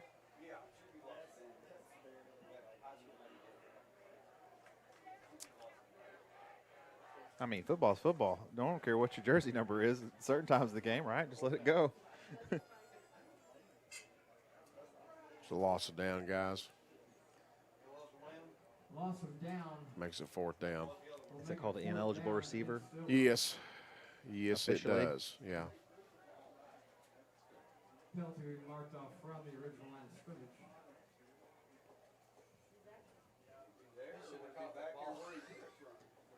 Let's see here. 6 minutes, 26 seconds to go. Ball is going to be moved back to the 34-yard line, I think. Loss of down brings up 4th down and 20 for Stilwell. Let's see here. 33's coming back in on defense.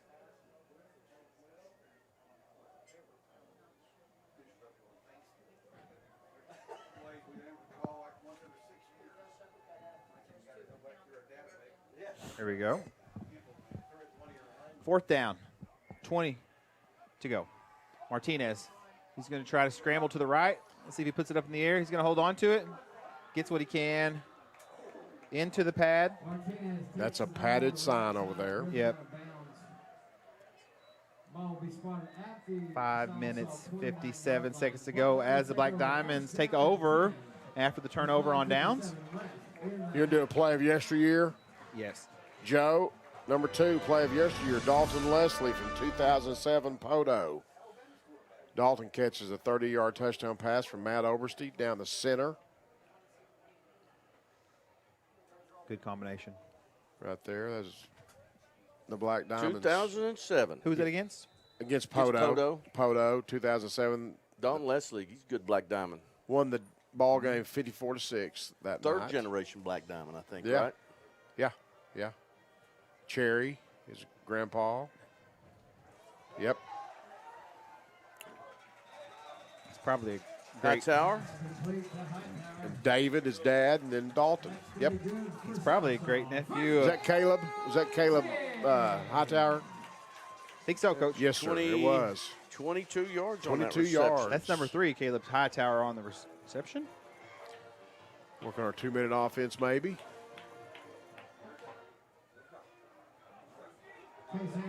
Here we go. That's Matt There, McGrew. Matthew McGrew. It's going to be a sprint. He did a really good job of Well, the guy finding tried to. Yeah. He tried to. Let's take a look at that. There we go. McDonald's instant replay. Let's see what happens here in the hole. A lot of good job blocking blocking. up front. Yeah. Runs to daylight. Shook one, steps by another. The guy comes up, tries to strip the ball right there. Held on to the football. 48 yards on the run from McGrew. 48 yards. Good job, Matt McGrew. Good job, O-line, blocking up front. Let's take a look and see what happens here on 1st down and goal from the 7. It's going to be give up the middle. That's Gardner. That's the center. That's Quade Quade Gardner. Well, who's the center right now? Oh, that's, I know, I got his name for 74. They're going under center. Gives it to There we go. 55. That's Quade Gardner, 55. Touchdown up the middle, playing fullback. Yes, sir. Getting those, rewarding those linemen, letting those seniors, getting them in the end zone. Jose Diaz is number 74 at center. They haven't gone under center a lot this year, but that was it. Sure enough. He's an 11th grader, 225, 6 foot 225 junior.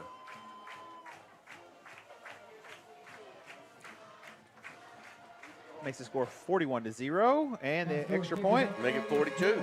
is good. So it's 42-0. We'll be right back here on Mixed TV Sports Channel 19. When you need a plumber, your ace in the hole is Rocky Top Plumbing. Whether it's new construction, remodels, repairs, commercial, or residential, Rocky Top's got you covered. Serving eastern Oklahoma, we do video drain inspection, line locating, sewer lines, water lines, natural gas, and propane lines. Plus excavation, tankless water heaters, and more. Financing is available. Rocky Top Plumbing, where a flush beats a full house. Dial 918-776-7655. Rocky Top Plumbing. License number 54559. Do you like beans with chili, Coach? Oh, yeah. Yeah, okay. I'm with you. Me too. If you go south to Texas, they say no. No beans and chili. Oh, yeah. Is that right? That's where the line is. The Red River is between Jim B. Okay, I didn't know that.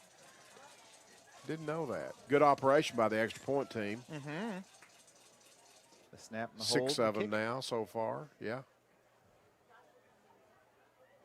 Got to operate on that team.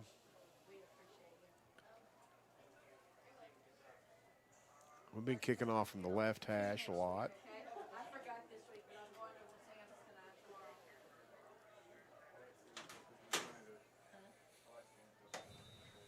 Don't forget, go pick up a yard sign. Help support the senior class tonight on senior night. I'm going to check a score. Yeah, okay. Sounds good. 4 minutes and 45 seconds to go, so that's a good time. So I heard 7-7 Glenpool Ada earlier. I'm telling you something. I'm kind of mystified by Ada. I don't know how good they are. They're up 14-7 on Glenpool in the second quarter right now, but I'm not a believer yet. I know they because here's what I'm saying. They've lost some games early to some teams that weren't very good. And then here's the thing. You know, everybody got enamored with Broken Bow, and how good did Broken Bow play against them? And then Broken Bow goes down last night to McLean and gets beat pretty good. I don't know that Broken Bow is the same team that we saw here. That's what I'm saying. I don't think Broken Bow is. No. I don't know. I mean, Broken Bow played a perfect game here. I mean, they made every throw, they made every catch. It's early in the district campaign. They played fantastic. Second district game. Yeah, second district game. Yeah. And it set Sallisaw back a little bit, but Sallisaw went back to the drawing board, and it's a long season. Yeah, that's right. But you know, here going back to this, going back a little bit to the playoff scenario, we control our own destiny. We win the district championship. We host a first-round game, and let me tell you something, fellas. This is how important it is to to be the district champion. If you're second, you get to host. That's great. Yeah. But then you're going to Tuttle. Oh, if you're third and you win the first-round game, you're going to Elgin. Both of them very, very tough places to play, and you know, it's a long trip. And the difference between that was a move, wasn't it? Yeah. I'm telling you, this kid can play now. This Carter kid is a real football player. We need to get him out of the portal. Does he play baseball up there? He does indeed. He's a three-sport kid. He's basketball. He's football, basketball, baseball. Yeah, he's a good player. Yeah, to your point, though, with the district standings is. Now, here's the thing. Yeah. You know, the way this is shaping up right now, you know, we'd absolutely have to, something bad would have to happen, epically bad. Sure. For us to not get out of here with a win. We took care of business. We take care of business tonight. We go to Ada next week and we play for all the marbles. And again, I'm not sold that Ada's you know, I think we're still the best team in the district right now. And so then you go back and you look at who's two. It's probably going to be Ada now if we win down there next week. And then you've got Broken Bow could fall all the way to fourth. The winner on what happens. The winner at the Broken Bow still has who to play left, Lou. They got Poto. Broken Bow goes to Poto next week. Is it gonna be on Thursday? I don't know. I don't think so. I kind of like watching. I don't know. On Thursday, but I'm just saying. I think the loser of that Hilldale Poto game is in jeopardy of being out of the playoffs, but they may not be. Martinez still slinging it. He's got an arm, like you said. We need Poto to beat Broken Bow. Now, main thing is we go to Ada. Now that will give Broken Bow. Here's the thing: Broken Bow may be on the outside looking into this thing before it's all said and sure done. Could be. You know, because they had 2 losses. Now that gives them 3. Mm-hmm. Okay, now they're going to be in if they get beat by Poto next week. Now they're in a 3-way tie because they beat Hilldale.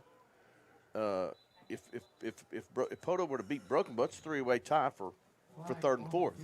Then you go to marginal points. We don't want marginal points. But it doesn't involve us. Okay. We take care of ourselves. Yeah. I think we're out of jeopardy being in marginal points. I think you're exactly right. I think we're out of that. Marginal points was not going to be our friend. No, it wasn't. If we got in a 3-way tie. It was. That game last night helped us immensely. Yeah, in that regard. We just got to go to Ada and win. That's it. That's it. Here comes Matt McGrew. No out easy to feat. The defensive. Okay, I see alignment. Yep. Outside linebacker over there. Here comes the screen play. Complete. There on 3rd down and short. Kate Tate's in there, probably at linebacker, probably the inside linebacker right now. I think They're going to say he's just shy. Okay, yeah. They're First going to get down. it to him. That Yeah. gain is good for a first down. For Stilwell. The clock goes back to moving. 2.5 minutes to go here in the first half.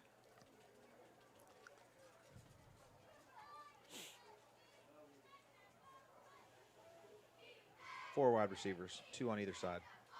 Martinez rolls right, throws it up. Look at that catch. I'm telling you. Good play by 12. Just throw it around him and let him go get it. To Carter. Gain of 6. Second down. Under 2 minutes to go here in the half.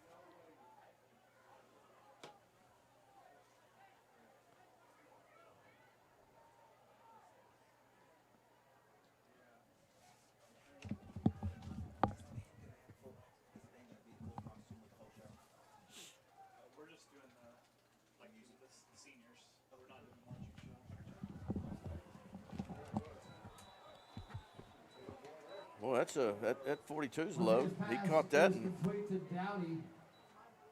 trucked off. Ball spotted at the 37. First down. 1:20 to go here in the half. Here's a little screen. 51 coming over to block. Let's see. Black Diamonds get there. Prevent the first down. Caden Cowan out there, a host of other. Bodie Adams, 58. A couple of D linemen hustling out there on that play.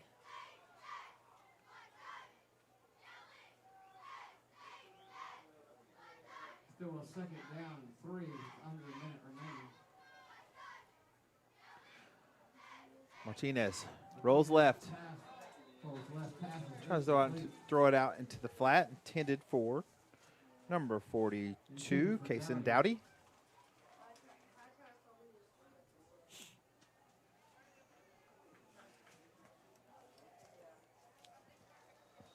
Brings up third down for Stilwell, 47 seconds left in the first half. We will be having senior band recognition at halftime. Okay, so it's going to be the senior band recognition at halftime. I didn't know if they were going to Okay, do a full senior show. senior band. Yeah, they'll honor the band at halftime. It's too many to do. Yeah, it's a big class. Both times, yeah. And goes for Ready to brick Yeah, that's wall going to there. bring up another fourth down situation for the Indians. Charge 2. Same cast of characters in there. Bodie Adams and Cash Keepus and Caden Cowan. Their second. Good to see Adams back in the lineup. It Good to is. see him back here. I agree. Yeah.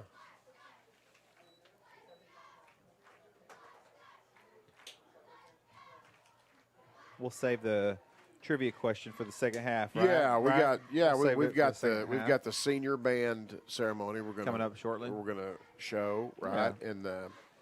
Yeah, what we'll do is, since there's 40 seconds to go You here have an in interview. the first half. You want to do? Are you doing an interview, Craig, at halftime? Supposed to be here. We're supposed to Yeah. have a guest at halftime. Yeah. We got plenty of time. We can get the trivia. Yeah. At some point in the halftime, we can get it started. Well, we've had a lot of scoring breaks, so what we can do is hopefully we can get the band honored as well as Coach Benson's interview with our special guest. We go hopefully fast. We pull it all off. Yeah, we got plenty of time. We'll get it done. 40 seconds to go.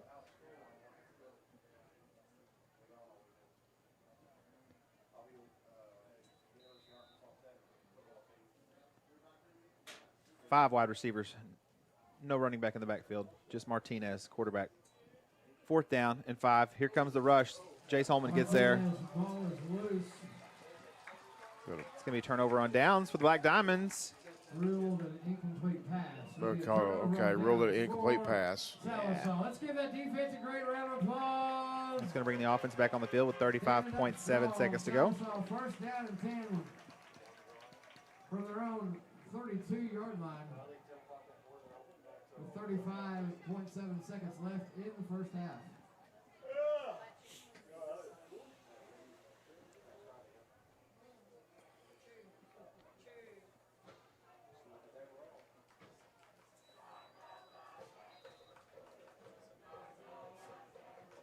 4 wide receivers. Adams back to pass, steps up in the pocket. He's going to look for that post route, throwing it deep. Cooper Cox adjusts, makes the catch. 10, 5, touchdown, Sallisaw. That's number 2, Cooper Cox. 69 yards. Adams did a good job stepping up into the pocket. Rears it back, puts the air underneath it. Cooper adjusts. Gets his feet back underneath him. Steps into the end zone for the touchdown. That makes it 48-0.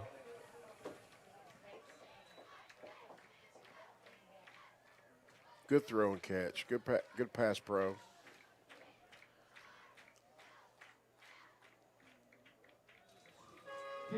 Good operation by the extra point team. It's good. Very important. 49-0. All right, so it's 23 seconds to go here in the half. We'll go ahead and take that commercial break right now, and because there's going to be a lot of content at the half. We'll be right back here on Mix TV Channel 19. Michael Bench from the Mix 1051. I moved back home to Sallisaw, and 2 weeks after I arrived, lightning struck my AC unit, and it was toast. I called LaCosta at Oberste Insurance, and she quickly got the ball rolling with the American Farmers and Ranchers folks, and my AC was replaced in just a few days. They were extremely professional. Thanks again for the great service. Folks, if you want this level of service, stop by 1213 East Cherokee or on the other end of 775-6233.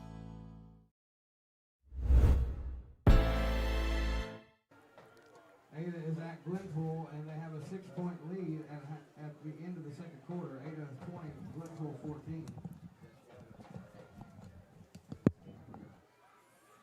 Tunnel 42, Chickasha 0. And Wagner. You know,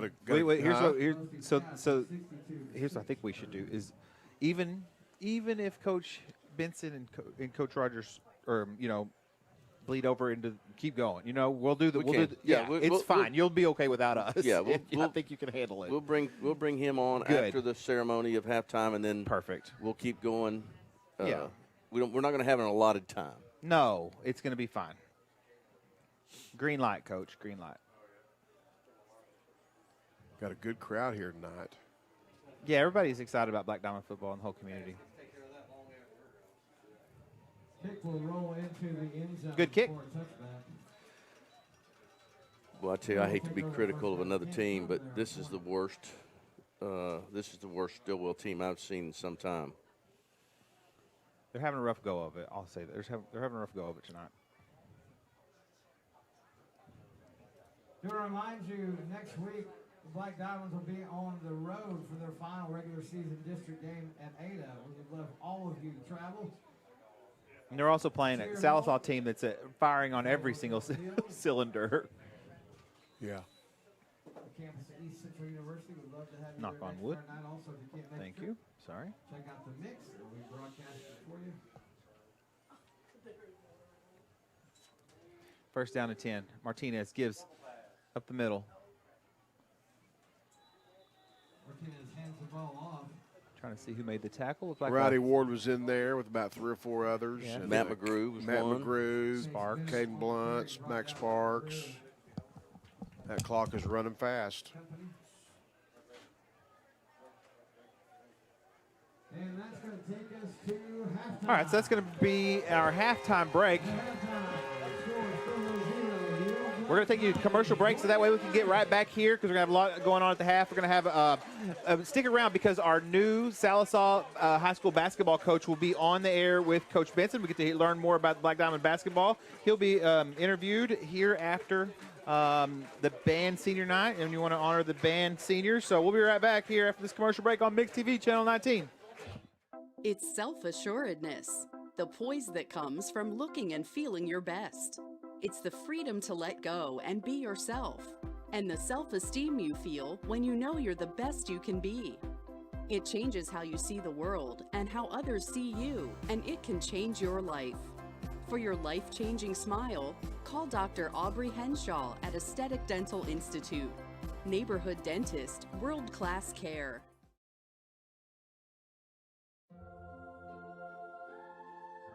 Growing up is realizing that everyone who told you to eat your breakfast when you were little was actually eating this for breakfast.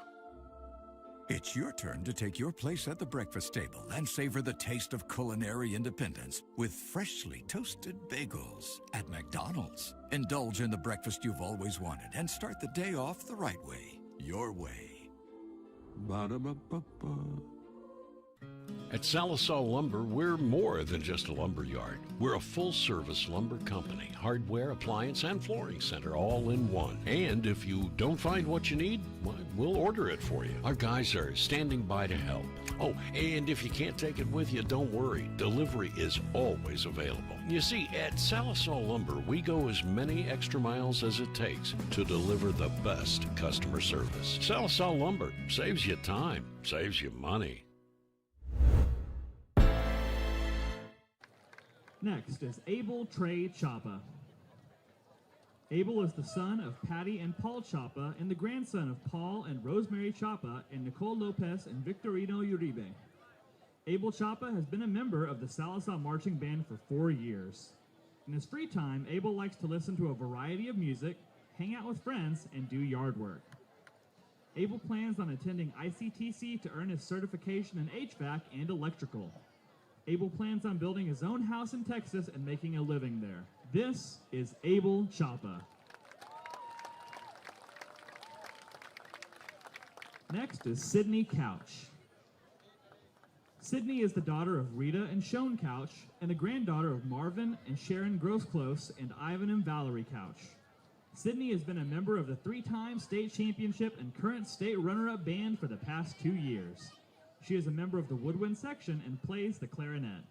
Sydney plans on attending the University of Central Oklahoma to major in theater education and minor in English. This is senior Sydney Couch. Our next senior is Connor Dickerson. Connor is the son of Erica Perry and the late Josh Dickerson, the stepson of Jim Perry and Andrea Dickerson, and the grandson of Susan and William Dickerson, Luann and Mike Herbert, and Kathy and Dean Douglas. Connor is on the superintendent's honor roll and has been a member of the state championship winning band for the last 2 years. He is a member of the high brass section and plays the trumpet. Connor plans on attending Northeastern State University to become a psychologist. This is senior Connor Dickerson. Our next senior is Jordan Ben Garrett. Ben is the son of Jared and Nikki Garrett and Jennifer and Kyle McInerney. He is the grandson of Johnny and Rhonda Capps and Don and Thena Garrett. He is the great-grandson of Lou Scott and the late Ron Scott and Tommy Lewis and the late Betty Lewis. Ben is a 4-year member of the 3-time state champion Sallisaw High School Marching Band and is also a 4-year member of the Jazz Band. He attends the Sallisaw Church of Christ. Ben is currently in the process of narrowing his interests to make a decision about his career path and post-secondary education that will align with his long-term goals. This is senior Ben Garrett.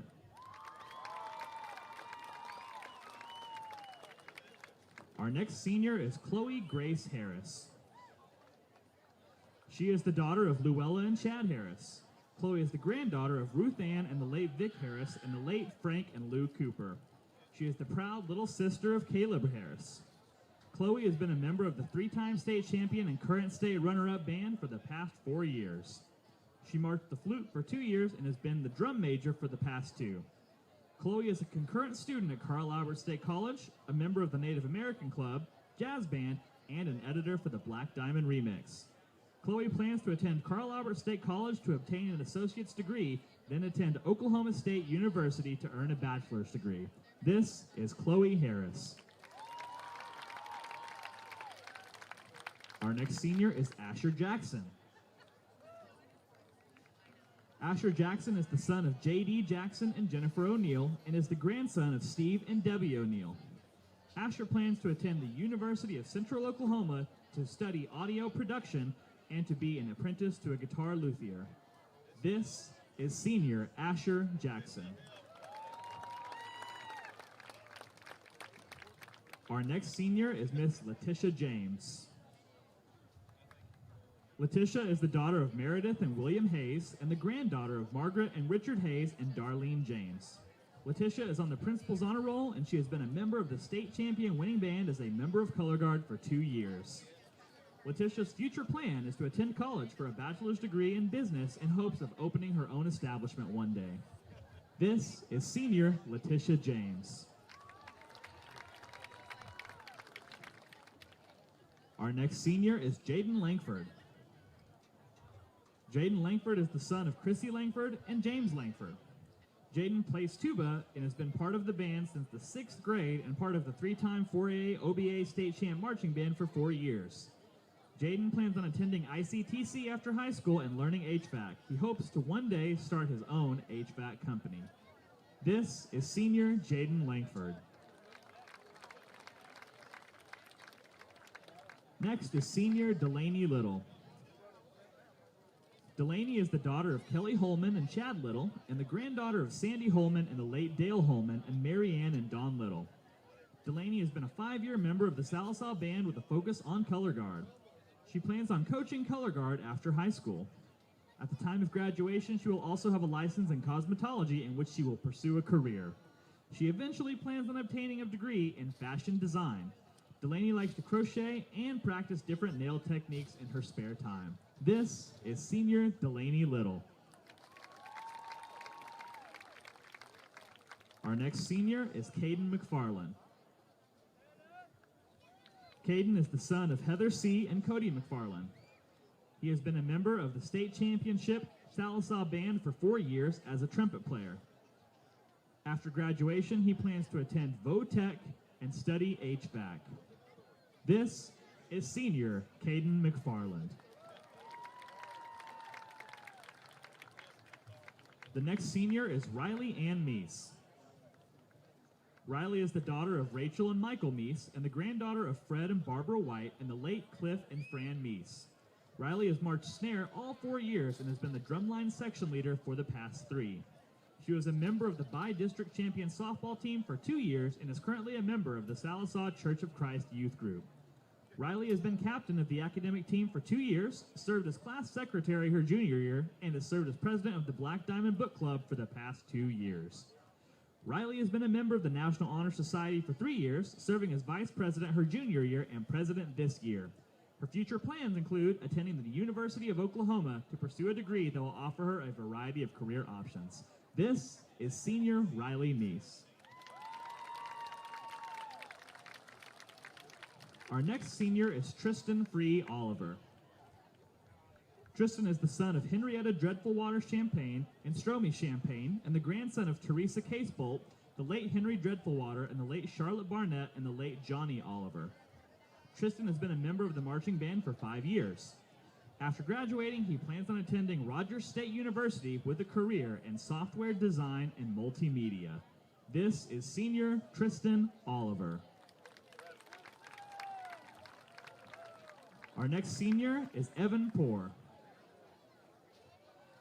Evan is the son of Chad and Barbara Poor and is the grandson of Steve and Lee Poor and David and Kathy Collins. Evan has been a member of the Sallisaw Band since the 6th grade and plays drums in the jazz band. After graduation, Evan plans to pursue a career in music to play drums professionally. This is senior Evan Poor.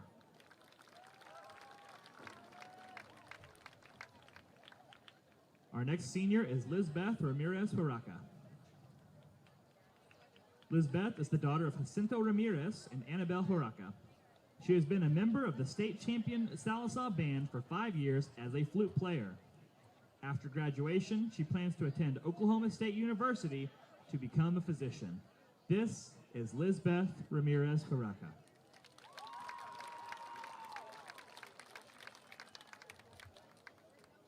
Our next senior is Emmy Remigio.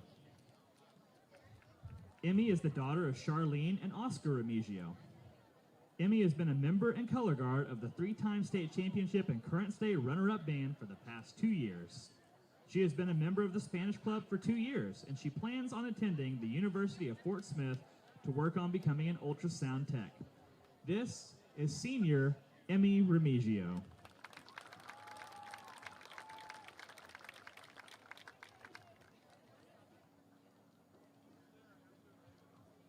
Our next senior is Elliot Reyna. He is the son of Sarah and Larry Reyna and the grandson of Linda and Don Bickle. Elliott has been a member of the 3-time state champion and current state runner-up band for the past 4 years. He is also a member of the SHS Jazz Band, where he plays the trombone. Elliott plans to attend college and pursue a degree in music, performance, computer science, or art. This is senior Elliott Reyna.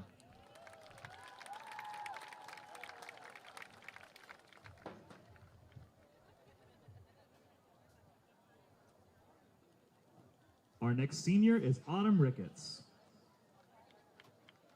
Autumn is the daughter of Heather Ricketts and Branton Moore and the granddaughter of Mick Ricketts, Angel and K.O. Clark, and Bev and Kep Moore. Autumn has been a member of the Sallisaw Black Diamond Marching Band for 5 years, where they received back-to-back-to-back 4A state champion as well as a state runner-up. She played baritone for 4 years in marching band and was a member of color guard for her senior year. She was a member of jazz band for 3 years and was a 2-time qualifier for state solo ensemble, receiving a superior rating on trombone. She was a member of BPA for 2 years and drama for 1 year. Autumn is currently in her 2nd year of cosmetology at ICTC, where she will graduate with a certificate in May. Autumn plans to further her education at the University of Arkansas Fort Smith to earn a business degree. After college, she plans to open her own salon. Thank you, Autumn Ricketts. Our next senior is Jacob Robinette. Jacob is the son of Tracy and Paige Robinette. He has been a member of the state champion Sallisaw Band for 4 years as a trombone/baritone player. After graduation, he plans to attend the Air Force Academy and be an officer in the Air Force. This is senior Jacob Robinette.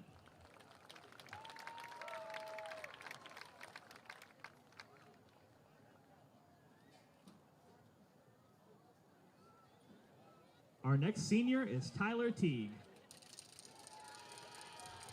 His mom is Casey Smittle and his dad, Jonathan Teague.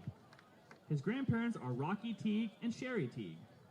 Tyler has been a member of the high school band for 4 years, and he plans to attend the University of Arkansas with a major in electrical engineering. This is senior Tyler Teague.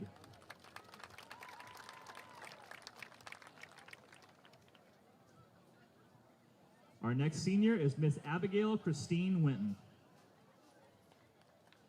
She is the daughter of Sean and Delynn Winton and the granddaughter of Bill and Katie Winton, Lynette Drake, and the late Stafford Drake. Abigail has been a member of the 3-time state champion and current state runner-up band for the past 4 years, where she is a color guard section leader. She plays the oboe during concert season, and for the last 3 years, she has earned superior ratings at the solo and ensemble contests. Abigail is an active member of the National Honor Society, the Native American Club, and the Sallisaw Church of Christ Youth Group. Her future plans include attending the University of Arkansas Fort Smith to study studio art and creative writing. This is senior Abigail Winton. Our next senior is Drake Winton. Drake Winton is the son of Sean and Delynn Winton. Drake's grandparents are Lynette Drake and the late Stafford Drake and Bill and Katie Winton. Drake is a brother to Kaylee, Tessa, Abigail, and Elijah Winton. Drake has been part of the 3-time state champion Sallisaw Marching Band for the past 4 years. He has also been part of FFA, NHS, and the Native American Club all throughout high school. He was an NHS officer last year and is currently the Native American Club treasurer. This is Drake's 2nd year to show a pig in FFA and also participated in various other FFA competitions. Drake's future plans include going to college somewhere and studying physical therapy. This is senior Drake Winton. Tonight's final senior is Elijah Winton. Elijah is the son of Sean and Delynn Winton and the grandson of Bill and Katie Winton and Lynette Drake and the late Stafford Drake. Elijah has been a member of the 3-time state champion band for the past 4 years. He is a member of the Native American Club, the National Honor Society, and Sallisaw FFA. Elijah is also active in the Sallisaw Church of Christ Youth Group. Elijah's future plans include pursuing music in college and becoming a biomedical engineer. This is senior Elijah Winton. And with that, we conclude our senior presentation. We get one more round of applause for your senior Black Diamond Band members.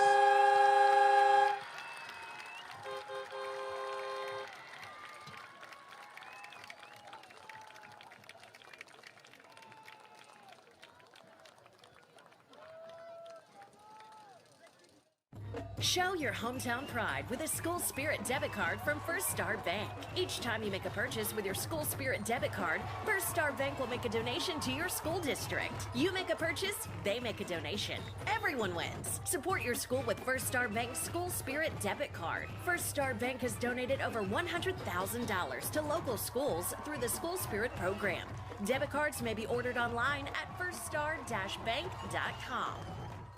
The Health and Wellness Center's Hive is an HIV education program designed to help reduce the stigma around HIV infection. The Health and Wellness Center is determined to stop the spread of HIV, which is on the rise. However, an HIV diagnosis is no longer a death sentence, and in many cases, with the right treatment, HIV is considered undetectable and under control within 6 months. Take the first step and get tested today. For more information, visit healthwellnessok.com/the-hive. And we are back, folks, after our band ceremony. It was senior night, and we introduced all of our senior band members, and there was a lot of them. But I'm here with a special guest. I'm here with Zach Rogers, our new boys basketball coach. And Coach, how's the first part of the year been for you? Man, it's been awesome. It's been awesome. Really blessed to be here. Excited about it. The guys have been incredible. It's just been fascinating to learn about the administration here. They've been so good. Mr. Strine, Mr. Jackson, Mr. Barrett. They've all been all three former coaches. Man, you couldn't ask for anything better. I agree with that. I agree with that. Very genuine. Want to be great at all athletics, not just basketball, but the sport has just been phenomenal, man. Everything we could ask for, they've really came up and killed it for us, man. They've been awesome. Good. Let's talk about your background. You're a Vian native. Yep. You're an OU grad, correct? Yeah, I got my master's there. Okay, so keep going. Keep telling me did you play basketball at OU? No, I played at some small schools. I was a graduate assistant at Oklahoma under Coach Kruger. Okay. Coach, after I got my master's from Oklahoma, went on to some other schools, JUCO and some Division IIs, and then got back. One of my mentors is Steve Henson. Henson played for Coach Kruger at Kansas State and then played in the NBA, and he was an assistant for Coach Kruger for a really long time. He kind of took me under his wing at Oklahoma and got to get back with him at UTSA. He was the head coach at UTSA for about 8 years and got to get back with him. And actually where I got met up with my assistant, Jacob Germany, who's been outstanding for us. And so, yeah, that's been a pretty fascinating thing, just getting to learn under two people like Steve Henson and Lon Kruger. Of course, those guys have had a lot of basketball knowledge. Man, yeah. The Division I and the NBA stuff has just been incredible to get to learn just a little bit off of what they've given me access to, and then also to meet somebody like Jacob Germany, who's came in and just been phenomenal for us and had a huge impact on our staff already. Now, I'm told that, and I don't know if this is true. I know you're not going to brag on yourself, but I've been told through the coaching grapevine that your emphasis was on player development when you were a young assistant. Correct. Is that true? Correct. And yeah, I think would you say that is your greatest strength? It's definitely an area that I'm comfortable in. I was director of player development at UTSA, and I've had 3 NBA guys, and so all kind of guards has always kind of been what I've been most comfortable with. But that's kind of the phenomenal thing about getting somebody like Jacob has been that I can kind of handle the guards and he can handle the bigs, and that's a great matchup for us. And feel comfortable with that. Feel comfortable with that. Really enjoy that area of developing players and helping them get better and the workouts that come with it. And that's a really fun thing for me to get to explore and kind of learn each individual player. Everybody's so different, man. Well, now you're having to expand your knowledge. Now you're going to have to manage a team. So now instead of working with a certain group and getting to hone those, to lock those, to get those guys locked in, you have to coach the masses. And when you come to a high school, you have to coach them all. You have to put your stamp on that every time, from the 7th grade to the 12th grade. So let's talk about that transition. How's that been for you? That's been great. It's different.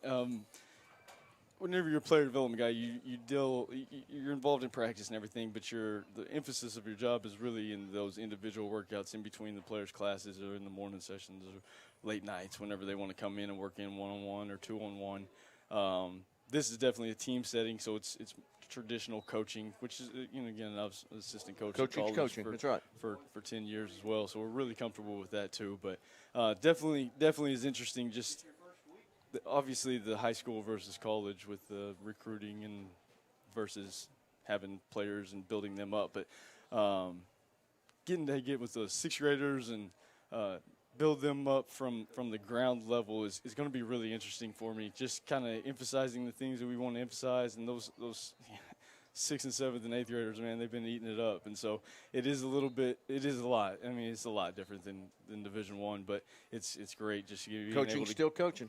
Being able to get with those younger guys and just seeing that we're gonna be the voice for them for the next couple years of their career, and the 8th grade group will have them their whole career through high school. That's a really interesting thing. Like it's on us to teach them how to read ball screens and teach them the habits of boxing out and all those things that we, in college you kind of pass that step, and now we're the ones getting to build it up. It's a really fascinating thing, and recruiting is an interesting thing because there's schools that you recruit just because of the coach, because that coach teaches good habits, and as players are treated and all of those things. And now really looking forward to being one of those schools where guys can come in at the collegiate level and recruit our guys because that they have great habits, and because we've got such an outstanding group of guys, man. They're the type of kids that you want to coach. Right. And so, let's talk about that. You've got for the first time, and I can remember a long time, you have a lot of kids coming back that have had a lot of game experience. Mm-hmm. So some of them you don't have yet. And this is a transitional thing for you, I know, coming from the college level to high school, where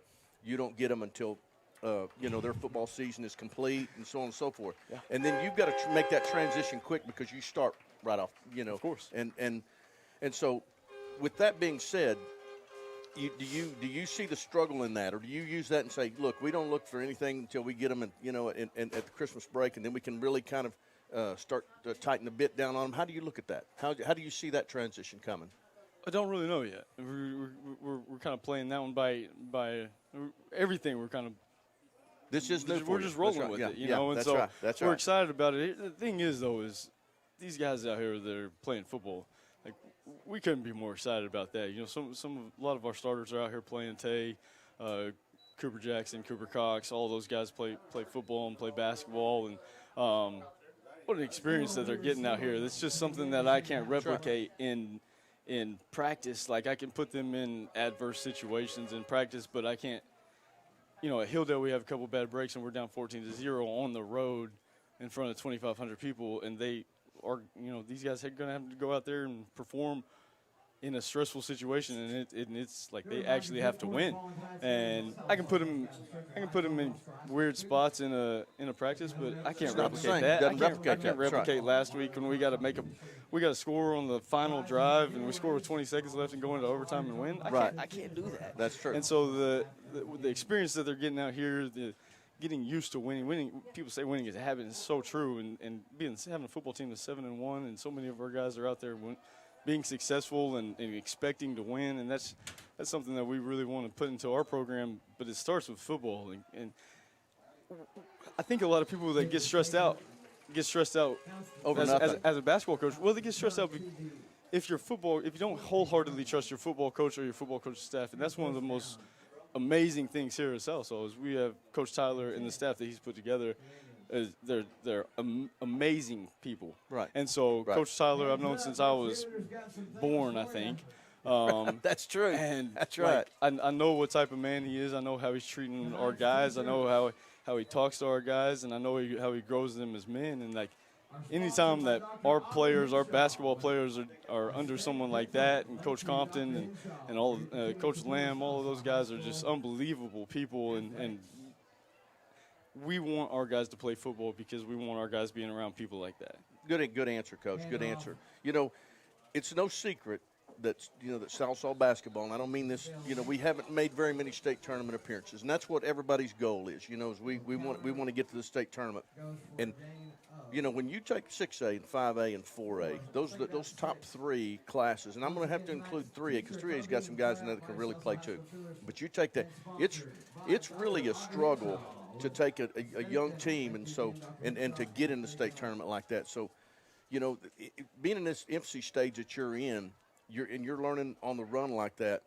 You know, I think that your philosophy would probably be what in that regard. I mean, that's the ultimate goal, but at the same time, you know, you have to overcome some of the obstacles that, you know, you don't have year-round players. You don't have things of that nature where you can grow and develop them. You got a short window there, and you've got to take that, and you've got to transition them into another sport and then try to get them in the state tournament. And so, you know, and in one of the toughest leagues, that's one of the toughest things to do. But, you know, here's the thing. I know our community's excited about you. We're excited about the things that you bring to our community, even though you're, you know, from that western side of Sequoia County, and I had to give you a hard time about that because I think your aunt's listening, and I had to throw that in there because she gives me so much grief. But this has been a great hire for you. We're looking forward to the season. I thank you for coming up here and visiting with me. And is there anything you want to add to this? Man, I appreciate you having me, man. We can't stress enough how excited we are about these guys, man. They've been unbelievable. You know, I did get to a little bit of that is, you know, a ton of it's true because they're in football, but a little bit of it is I have had them in the summertime. I forgot about that. And so That's immediately, as a matter of fact, day one of the job, we started summer camp, and it was a little bit of chaos because we didn't have anything in, and we didn't have they didn't know my name, and I was kind of trying to figure everything out myself, but. We did have them all of June, and man, they just blew me away with their work ethic and how hard they played and how eager they were to do the little things that we were asking them to do and the detailed things that we were kind of introducing on the run. I mean, we're putting in plays in the parking lot, man. We're putting in, it was crazy. But so, you know, yeah, that's the new job that you live in. But they're the player IQ, and I know I was talking to Jacob actually about it today in the office. Me and Jeremy were talking about how high the GPAs are. Like, we have an unbelievable group that they excel in the classroom. They obviously excel out here on the football field, and we're really looking forward to driving them and really trying to excel on the court as well. Well, thank you for coming up tonight. Appreciate you so much. Best Craig. of luck to you this season. Thank you. Thank you. And we're back, folks. We're back here. We took a little time out to talk to Coach Rogers, and we're looking forward to what he brings to our program this year. Captain Dave is down, and I'm about to get Lou back here on the phones. We kind of bled over into the second half, but all's good. Indians are on the move here a little bit. I didn't ever see if that's going to be a running clock this half, Lou. I'm not sure. It might be. I'm not sure. I'll go ahead and pay attention to it, but we'll figure it out here. You know, for those viewers that don't know, we don't have a mercy rule in Oklahoma football. They have it in Arkansas. Good tackle there by Cooper Cox. Knocking the ball out. Did he get it back? That's a nice job of getting that ball back. Yeah, he got it back. But we don't have a mercy rule in right. There's no Oklahoma. Mercy rule. And, so sometimes the coaches just agree to run the clock, continual clock. And I think it is running. I think it is running because that was an incomplete pass, and I think we got a continuous clock right now. We got from 12 minutes down to 7:45 where we are now, really quick. So, but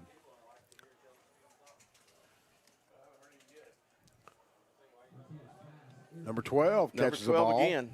Number 12 again. Boy, he's got some getaway too. He might go to the house.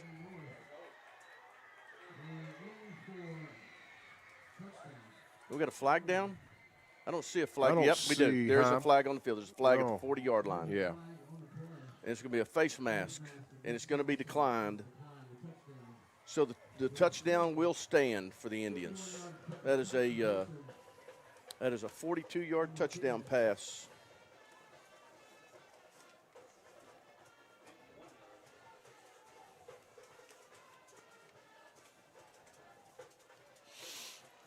So, Lou, did you go down and have one of those hot dogs stand? No, I just went down to the restroom and came right back up and sat there and watched the band senior night there from sitting in the stands. That's an impressive interview, Coach Rogers. You know, I know about as much about basketball as I do about baking a cake. Yeah. I don't very little.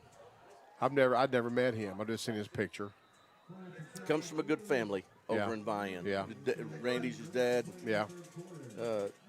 Jana, is it Jana Coffey's his aunt. They're good friends of mine, good folks. We're glad to have him here. We look forward to what he brings to the table. Joe, you want to do a play of yesteryear for the third quarter? We go to 2012 Fort Gibson, Derek Harris. In a tough game we played against Fort Gibson that year. 59-yard touchdown reception from Ben Oberste. Number one, Derek Harris. Yep. That's J.J. Hamilton escorting him into the end zone. That was a tough old game, a high-scoring game.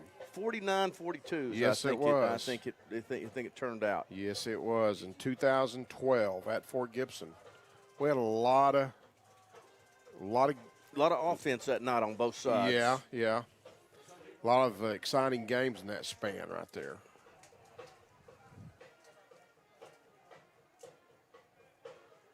The Black Diamonds line up. I see Bodie Adams out there on the kickoff return team. And Aiden Ruiz, Rowdy Ward. Number 23, I don't know who 23 is. Let me find my roster here. We're probably going to have a lot of numbers that we don't really know out here. The second half.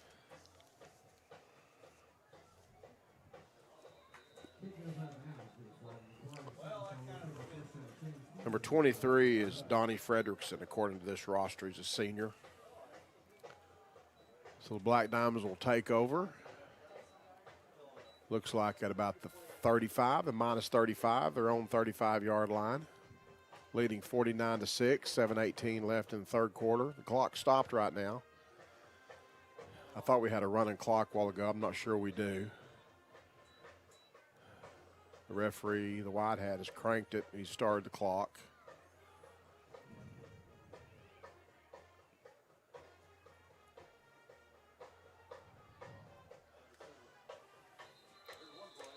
Jackson Harris faked the ball to Matt McGrew out wide and stopped for little or no gain. Jackson Harris is now at quarterback, I do believe, for the Black Diamonds.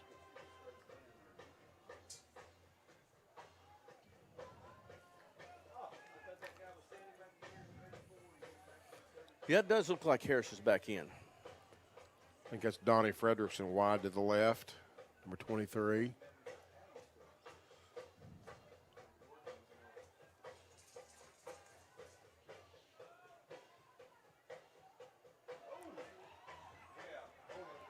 It's a penalty flag down.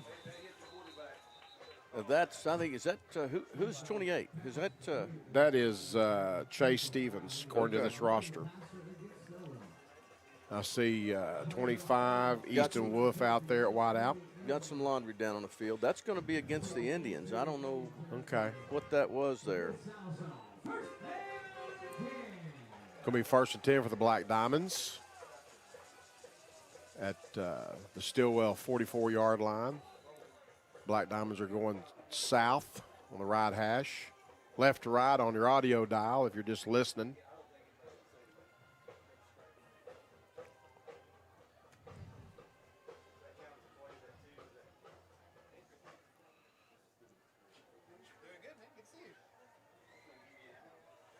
Good running play here. That's Harris. Jackson Harris. Let me get that yard. Hey, Coach, that's about 12 yards. They're going to give him 12. That is 12. Yeah. 12 yards, some kind of quarterback run play. Down to the 33-yard line now. Hey, guys. Hey, Dave. Hey, I'm sorry. I got to do some visiting time. That's all right. We got to play yesteryear in, so Nice. we got the third quarter one done. Did you enjoy your interview? I'm going to check it out. Had a great interview. Coach Rogers did a heck of a job on the interview. Who was that on the carry there? Matt McGrew for about 10 yards for Matt McGrew. Call it 11 for McGrew. Ricocheted up in there. Diamonds on the move. Trying to see. Okay, so it's a running clock now. Well, I thought it was. I think it is. Okay. I saw it some while ago. McGrew again on the carry.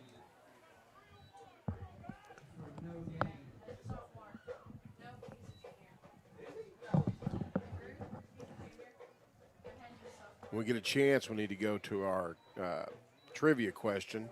Okay. To give people time to think about it, do some research. You know, if they want to do some research. Sure. Little, yeah. To find the answer. Well, I'm interested because there's a backstory. Yeah. Yeah. Craig's got the backstory this week. My kindergarten teacher has the backstory about it. Yeah. Is that Rowdy Ward? That's Connor Green. 84? Okay, Connor Green. Connor Green. Yeah. I think that was no gain. I don't think the down box moved. Now let's go to that trivia question. Let's do it now. That's a good idea. Okay. This is the Charlie's Chicken. It's really simple. Trivia question of the week, brought to you by Charlie's Chicken in Sallisaw on Cherokee. There it is, folks. What year did the Black Diamonds go 9-1 in the regular season and not make the playoffs? 55, 63, 73, or 69. Here goes And Harris. Harris is loose. Can he get to into the corner? That's going to be a 22-yard score. Touchdown, Jackson Harris. Nice play for Jackson Harris, number 10. Strong run, broke a tackle, outran the defense to the end zone. So imagine to have a 9-1 season. 9-1 season. Yeah. So back in the day, they only took one to the playoffs. Mm-hmm. You won the district championship or conference back in those days, conference championship, and just one. We were 9-0 going in, and the other team was 6-3 going in, and it was for all the marbles. 6-3. That wasn't their okay. So that was their. They had had 3 non-district losses. Okay. And they had to come from behind the week before at Spyro to win. I do know the answer, but I'm not going to say. So. And not from you. Everyone excluding Perry Beth Wheaton has got a chance to answer this. Dennis Rogers just called me. Did he get it? Don't tell me he got it wrong. He just called me. Oh. I didn't answer. You sent him to voicemail. I sent him to voicemail. Coach, it's a little hard to answer that phone with headphones on. Yeah, it is. He needs to text me. Let me patch you in on the Bluetooth. And he texted me. He got it right. Yeah, I knew he would. I knew he would. Yeah. Now, here's my question. Was he an assistant on that staff? Yeah, during that time? he would have been. He would have been with Perry Lattimore on Perry Lattimore's staff. Yep, sure would have been. Dennis, if we say something's not correct, let us know. You were an assistant on that staff in 1969. Oh, there's your Y'all answer. were 9-0. Y'all were 9-0. You just gave away the answer. I think you just gave away the answer, Coach. Okay. So the answer, folks, Joe, is 1969. Well, with the way the score is, Joe, go ahead and put the answer up on the boards. But here's the thing I'm Spoiler worried alert. about. 10 years later, they only took 2 teams. When we were in high school, they only took 2 teams. There's your answer. 1969. Yeah. That team had came off a semifinal loss the year before, right out here against.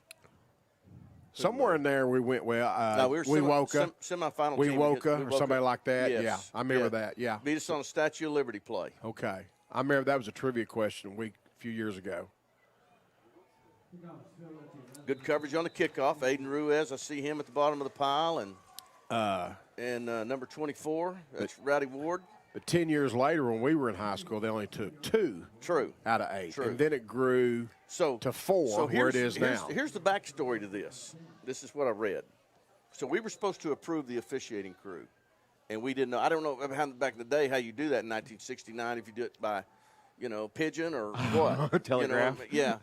Or Pony Express or whatever. Southwestern Bell, probably. But we didn't. We go to Muskogee Manual. Now, Muskogee Manual closed a few years after this, but there was a few controversial calls. One being Steve Davis being called either out of bounds or short, something like that on a goal play. We get beat 20-14 against Muskogee Manual. Okay. Yeah. And then the OSSA wrote a letter of reprimand, but didn't overturn, which they'll never overturn anything, but they wrote a letter of reprimand to the officials during that game. It wasn't because it wasn't. I guess after viewing the film, they found out that there was a lot of indiscretions on that game film. I got you. So protest only is for the paperwork, but it doesn't affect the outcome. Yeah, I've never seen them do anything. Is that 12 again? This guy's a one-man show, boys. Yeah. Fun to watch. But yes, 1969. That was because that was where Black That's the Diamond corner. Hall of Fame Yeah. inductee Phil Green's team. Yes. Yes, it was. Phil That's Green right. was on that Yeah. team. A lot happened that year. Yes. Woodstock, Apollo 11, the Yeah. moon Here's a landing, good and question. the 9 and 1. Go ahead. Here's Let's hear it. another good question. There were only 3 classes back then. Oh. A, AA, and 3A back Okay. in those days, and we were Class A. We were the lowest classification, but still, that you know, there were only 3 classifications. It was A, AA, and AAA is what they called it. Not 2A, not A, 2A, and 3A. It was just single A, AA. Like batteries. Exactly. I got you. And if you okay, so who were some of the? Well, you may not know. Well, But maybe I'm interested to know who else was in the district back then. Well, you had Shakota, Eufaula, Stilwell, Spyro, Poto, Muldrow, probably. I don't know about Muldrow. I don't think Muldrow was in there then. And, I looked at that, but I don't have all of those. Pretty much a team. Is that what it was Eufaula, called, probably. the Black Diamond Conference? I already said them. Yeah. It was not the people Black around Diamond. here. It was not the Black Diamond Conference back then. What was it? What was it? NOAA. NOAA Conference. Yeah. Yes. It was called NOAA Okay. for a long time. Oh, I remember seeing all those NOAA Yeah. banners at Yes. Tommy Spear Middle School. Hanging. Yes. Okay, that That's makes right. sense. Uh-huh. But pretty much the people we've been playing, Yeah. I mean, The usual suspects, yeah. Coach. And by the way, Stilwell, we've played them one less time than we did Poto. What was Poto last And week? here, 77? and now here's the kicker This is to like this. 76. In the final rankings that year, we finished 4th behind Clinton, Claremore, Cassia Hall of all people. I didn't even know they existed back then. And Sallisaw. Muskogee Manual, who defeated us, finished the season 7-3, and they were ranked 7th, but they did go on to the playoffs. Yeah. Okay. 9 and 1. What I got thinking about this week was when did they start? You remember that year in the 90s, or those 2 or 3 years in the 90s, they had 6-team districts. You remember that? Well, I don't, Lou. And I don't know why they did it. But there was a long, 6A. When did 6A start? Oh, okay. When did Class 6A start? Oh man, that's a great question. And when did I don't know. 5A start? You know what I'm saying? Yeah, I mean, man, I don't. Back in the 80s, right after we won state championship. Yeah. Well, I knew that 4A was the biggest class. Back in the That's- early 80s, 4A was the biggest Well, class. when we won a state championship, Memorial won it in 4A. They beat Midwest City in the finals. Yeah. Ada won it in 3A, and we won it in 2A. Yeah. And so it would, it'd been post. Goodness. Okay, what's this going to be called? That's he going to called- be His incomplete. arm went forward. They're going to call it incomplete. Who got to him? Martinez is tough. He keeps getting up. Who are here's those your play. guys? Who Take are a those look. Black- there you go. Black Diamonds? 84, Connor Green, I think. And I can't see who's on the Connor far Green. side. I don't think that's Connor Green. That's not? Sorry. No, I think that's 94. Oh, 34. 34. That must be Hill. That's Heather Hill. Sorry. Yeah, that's Elijah. 8 and a 3 in the glare. But That I was my did fault. see. Hey, here's the deal. I did see Shelby Knoll. Okay. Noel, and he does have a haircut. He looks like a different man now. Is he clean cut? He is refreshing looking. I'm trying to get some numbers here. Caleb Hightower's down here at corner, closest to you. Bottom right-hand part of the screen right now. There's Elijah putting a pass rush on. Bodie's in there at nose guard. Bodie Adams at nose guard. Jackson Harris out there on defense, number 10. I see Connor Green in the secondary. Number 16, Harley Shoes out there in the secondary. Bo Anderson, I think, is out there on defense. There's going to be a lot of numbers out there. You're doing great. I'm going to have to go to this. You're doing great. But I was just wondering Well, about I'm just glad that, yeah. when did they start? I think they started 5A maybe in the 80s. Well, it could have been. I don't know. Here's the thing. When we jumped classifications, we went from 2A to 4A. We skipped 3A. You know why? Because they started a 5A then. Okay. Yep. Okay. Doesn't All that right. make So, sense? Yes. Doesn't that make sense? We jumped 2 classes because they added a classification. You know what I'm saying? Otherwise, we would have just and jumped then we one. flirted with 3A and 4A for a while, and then they Yeah. added 6A, and then we went to 4A and stayed there. Yeah. Sharpen at quarterback now. Makes a good throw. But there was a period in there in the 90s, early 90s, when they went to 6-team districts. I don't know why. I don't know either. Lou. I was. You were at Northeastern there in that span, and then at Sapulpa, but they, I suspect, is for competitive. There was a push because Parody. Parody, something equity, call it. parody, something Sure. like that. I don't know exactly. Oh, Sharp with a good Carson read Sharp. right here. Yeah, it was. Here That goes was a Carson great Sharp. read. He's out to the 15, almost to the 10. Good job at the quarterback position. We've seen a number 44, Yeah, Sharp. That's Carson Sharp. That is Carson. Sharp. 6A started in 1992. Okay. That was a good read, wasn't it? I said hello to his dad. 6A started in 19. Okay. That sounds right. Yeah, it does. 92. Yeah. Because I wasn't really acutely aware of football outside of Sallisaw until And eighth I'm grade. gonna say 5A started in 82. Hey, fellas, that's another good read. That's Cash Mayfield right there on the carry. That's another good read by Carson. Oh, he's a gamer, no doubt. Got a couple of scores here. Ada's starting to pull away from Glenpool, 42 to 12, and Hilldale is up on Poto, 21 to 14. In the fourth. Hilldale. Okay, hold it. Okay, I'm sorry. Hilldale's up on Poto, Okay. 21-14. So that's a big game in our. We've been talking about this throughout the broadcast. Oh, run a little quarterback power. tough run. And we think, we don't know, Mm-hmm. because the district is kind of jumbled right now. But the loser of that game could be the team without a chair when the music stops. That's what we think. They might be out of the playoffs. That's what we were talking about today. Isn't it? Yeah, How fast things can change. Yeah. And here's the other thing too. Here's another thing. Broken Bow could here this will be a deciding factor. How much are you going to get those Poto kids to play if they get beat tonight and they get Broken Bow at home next week? They're playing for basically pride up the middle. they're playing for pride next week if they don't have anything to play for, and Broken Bow's going to be playing for their playoff lives. That's To get in. Because they're going to go to fourth. Yeah. And so then that would make Hilldale third if they win tonight. Now, it's the exact opposite for Hilldale. If Poto comes back and wins, then Poto's on the outside looking in, and now Poto can go to Carson Sharp with the great read. Carson was a really good read. Good job, Carson Sharp. Touchdown, Sallisaw. Freshman quarterback Carson Sharp. It's really complicated, the old playoff. And like I say, on our end, we win next week at Ada, and we win this. We just got to championship. win. That's right. I mean, That's that's a complicated. There's more twisted than Arkansas It Highway, is. man. It is, though, for those third and fourth. Mm-hmm. It's real simple for us, against Ada. Just win by one. Yeah, that's right. That is right. Just win. I'm getting all kinds of information. Do we know? Oh, go ahead. In 83, What kind of information Bartlesville you College getting? and Sooner. Bartlesville had two schools. They had College High and Sooner High. Yeah. And that was when 5A was started. It's when Yeah. those two combined. So 5A 'cause started they in 83. Those were Okay. both 4A schools. So when they combined, they made one of the biggest schools. Because Okay. back then Union wasn't very big. Broken Arrow wasn't as big as it is right now. Yeah.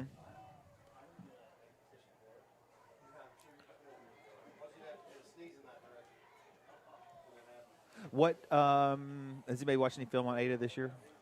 Yeah, I haven't seen we've them. watched some Do you know film what of are they? What are they running, Coach?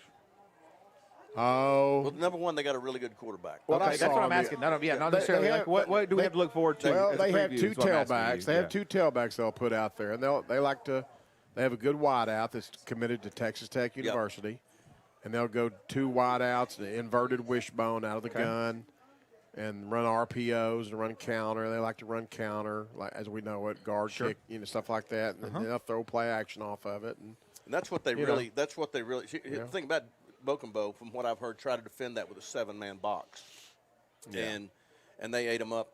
By, They didn't line up very well. Flashing the ball in the belly of the back and throwing in the flat, and they were running wild. And then the other thing too is, I had another coach tell me that the kid from Texas Tech, when he catches the ball, you don't get him on the ground in a hurry. He can go to the other end zone. defensively, Ada has an active linebacker, number 30. And they have an active D lineman. I think he's number 45. That's ones that catch my eye. Those two. They're not big. They're kind of just kind of quick, and active, for lack of a better term. And got a new kicker in the game. Nice little kick. Well, 40 is Cade. That's number 49. 49 is, give me a minute, it's Cito Morales, ninth grader. Ninth grader. That clock is running down. We need to get that's Cito. We need to get our last play of yesteryear. Okay. Joe, let's do last play of yesteryear from 2010 Alma. This is number 14, Devin Harriman, intercepting the ball. He's going to intercept it here at the 30 and almost score. Mr. Devin Harriman, number 14. This is against Alma in 2010. Right there. Yeah, Devin was a good ball player. Devin's a really good ball player. You know, today we had Derek Johnson's service. May he rest in peace. And we had some good Black Diamonds there. Preston Lynch was there. Drew Fulbright was there. Tyler Morse. Tyler Morse was there. We got to Jacob see Brown. Jacob Brown. We got to see a lot of.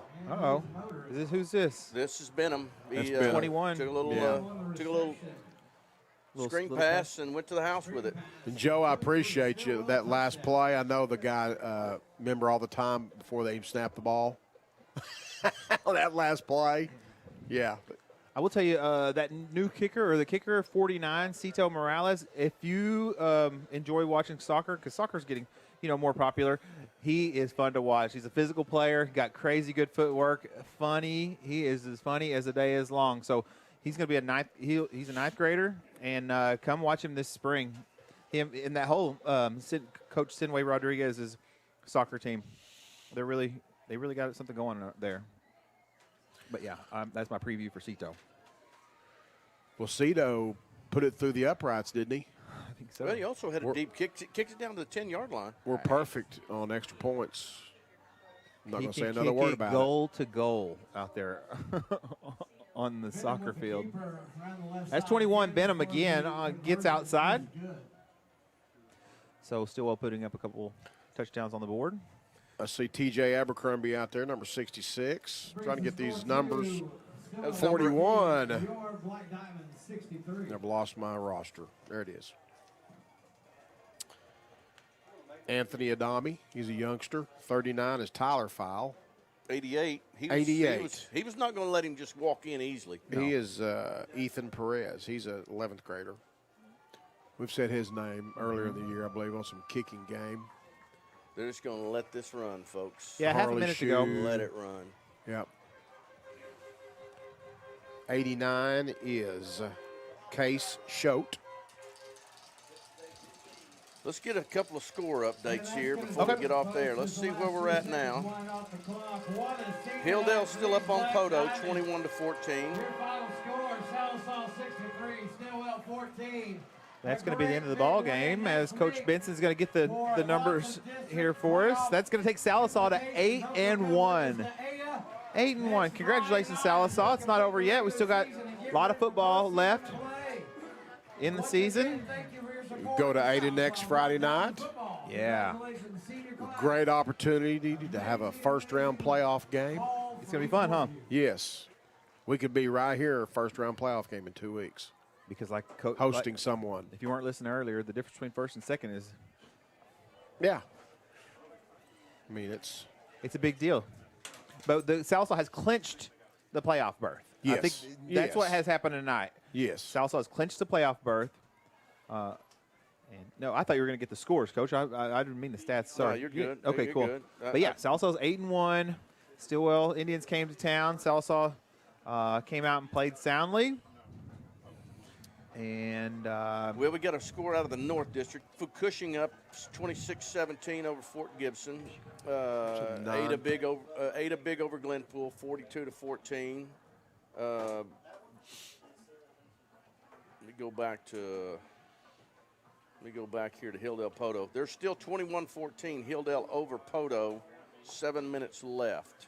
7 minutes left. See if we can put there. And we're going to put a camera on the Diamonds as part of the tradition. Cheering along with the band.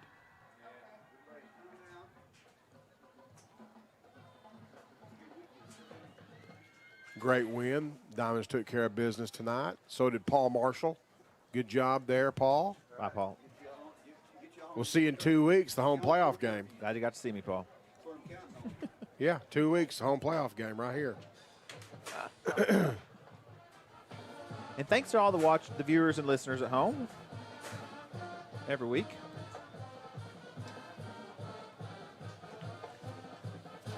Now, I think we really do have a great chance for a home playoff game in 2 weeks. All right. That's why I'm. Hope so. Yeah. Me too. The Ada Cougars are never anyone to look past, or never one to look past. No, it's playoff it's football.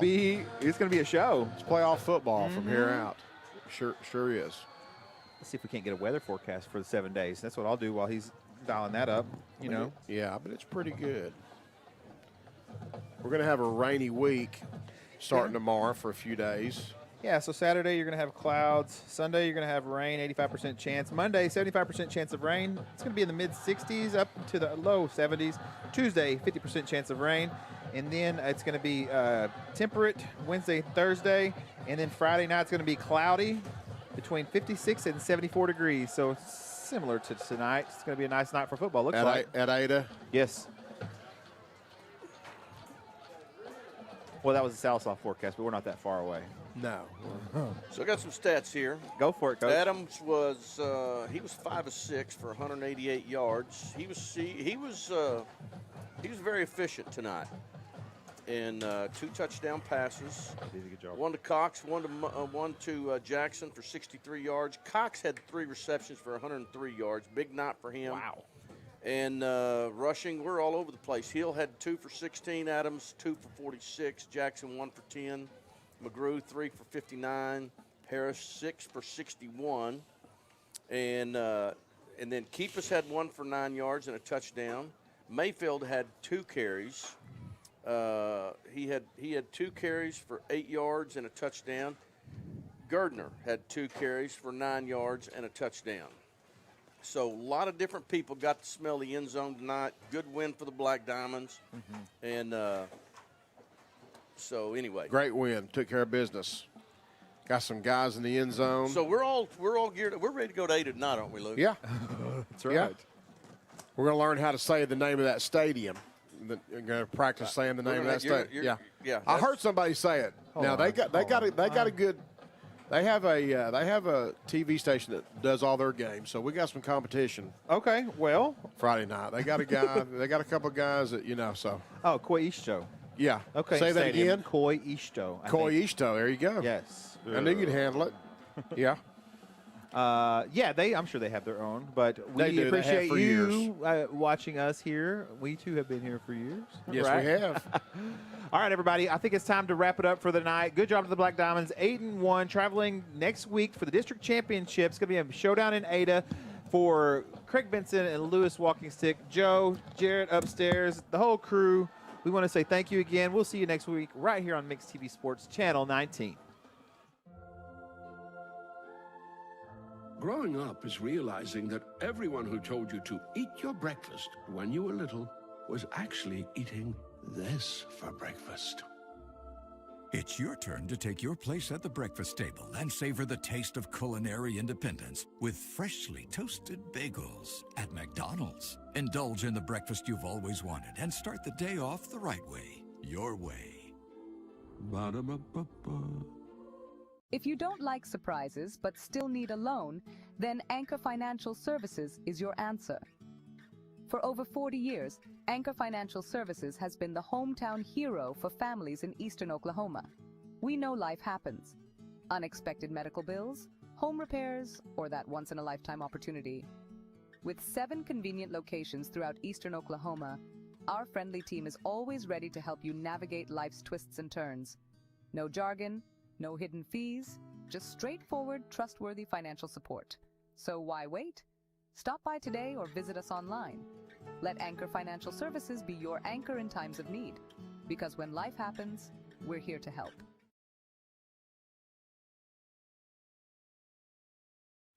At Sallisaw Lumber, we're more than just a lumber yard. We're a full-service lumber company, hardware, appliance, and flooring center all in one. And if you don't find what you need, well, we'll order it for you. Our guys are standing by to help. Oh, and if you can't take it with you, don't worry. Delivery is always available. You see, at Sallisaw Lumber, we go as many extra miles as it takes to deliver the best customer service. Sallisaw Lumber saves you time, saves you money.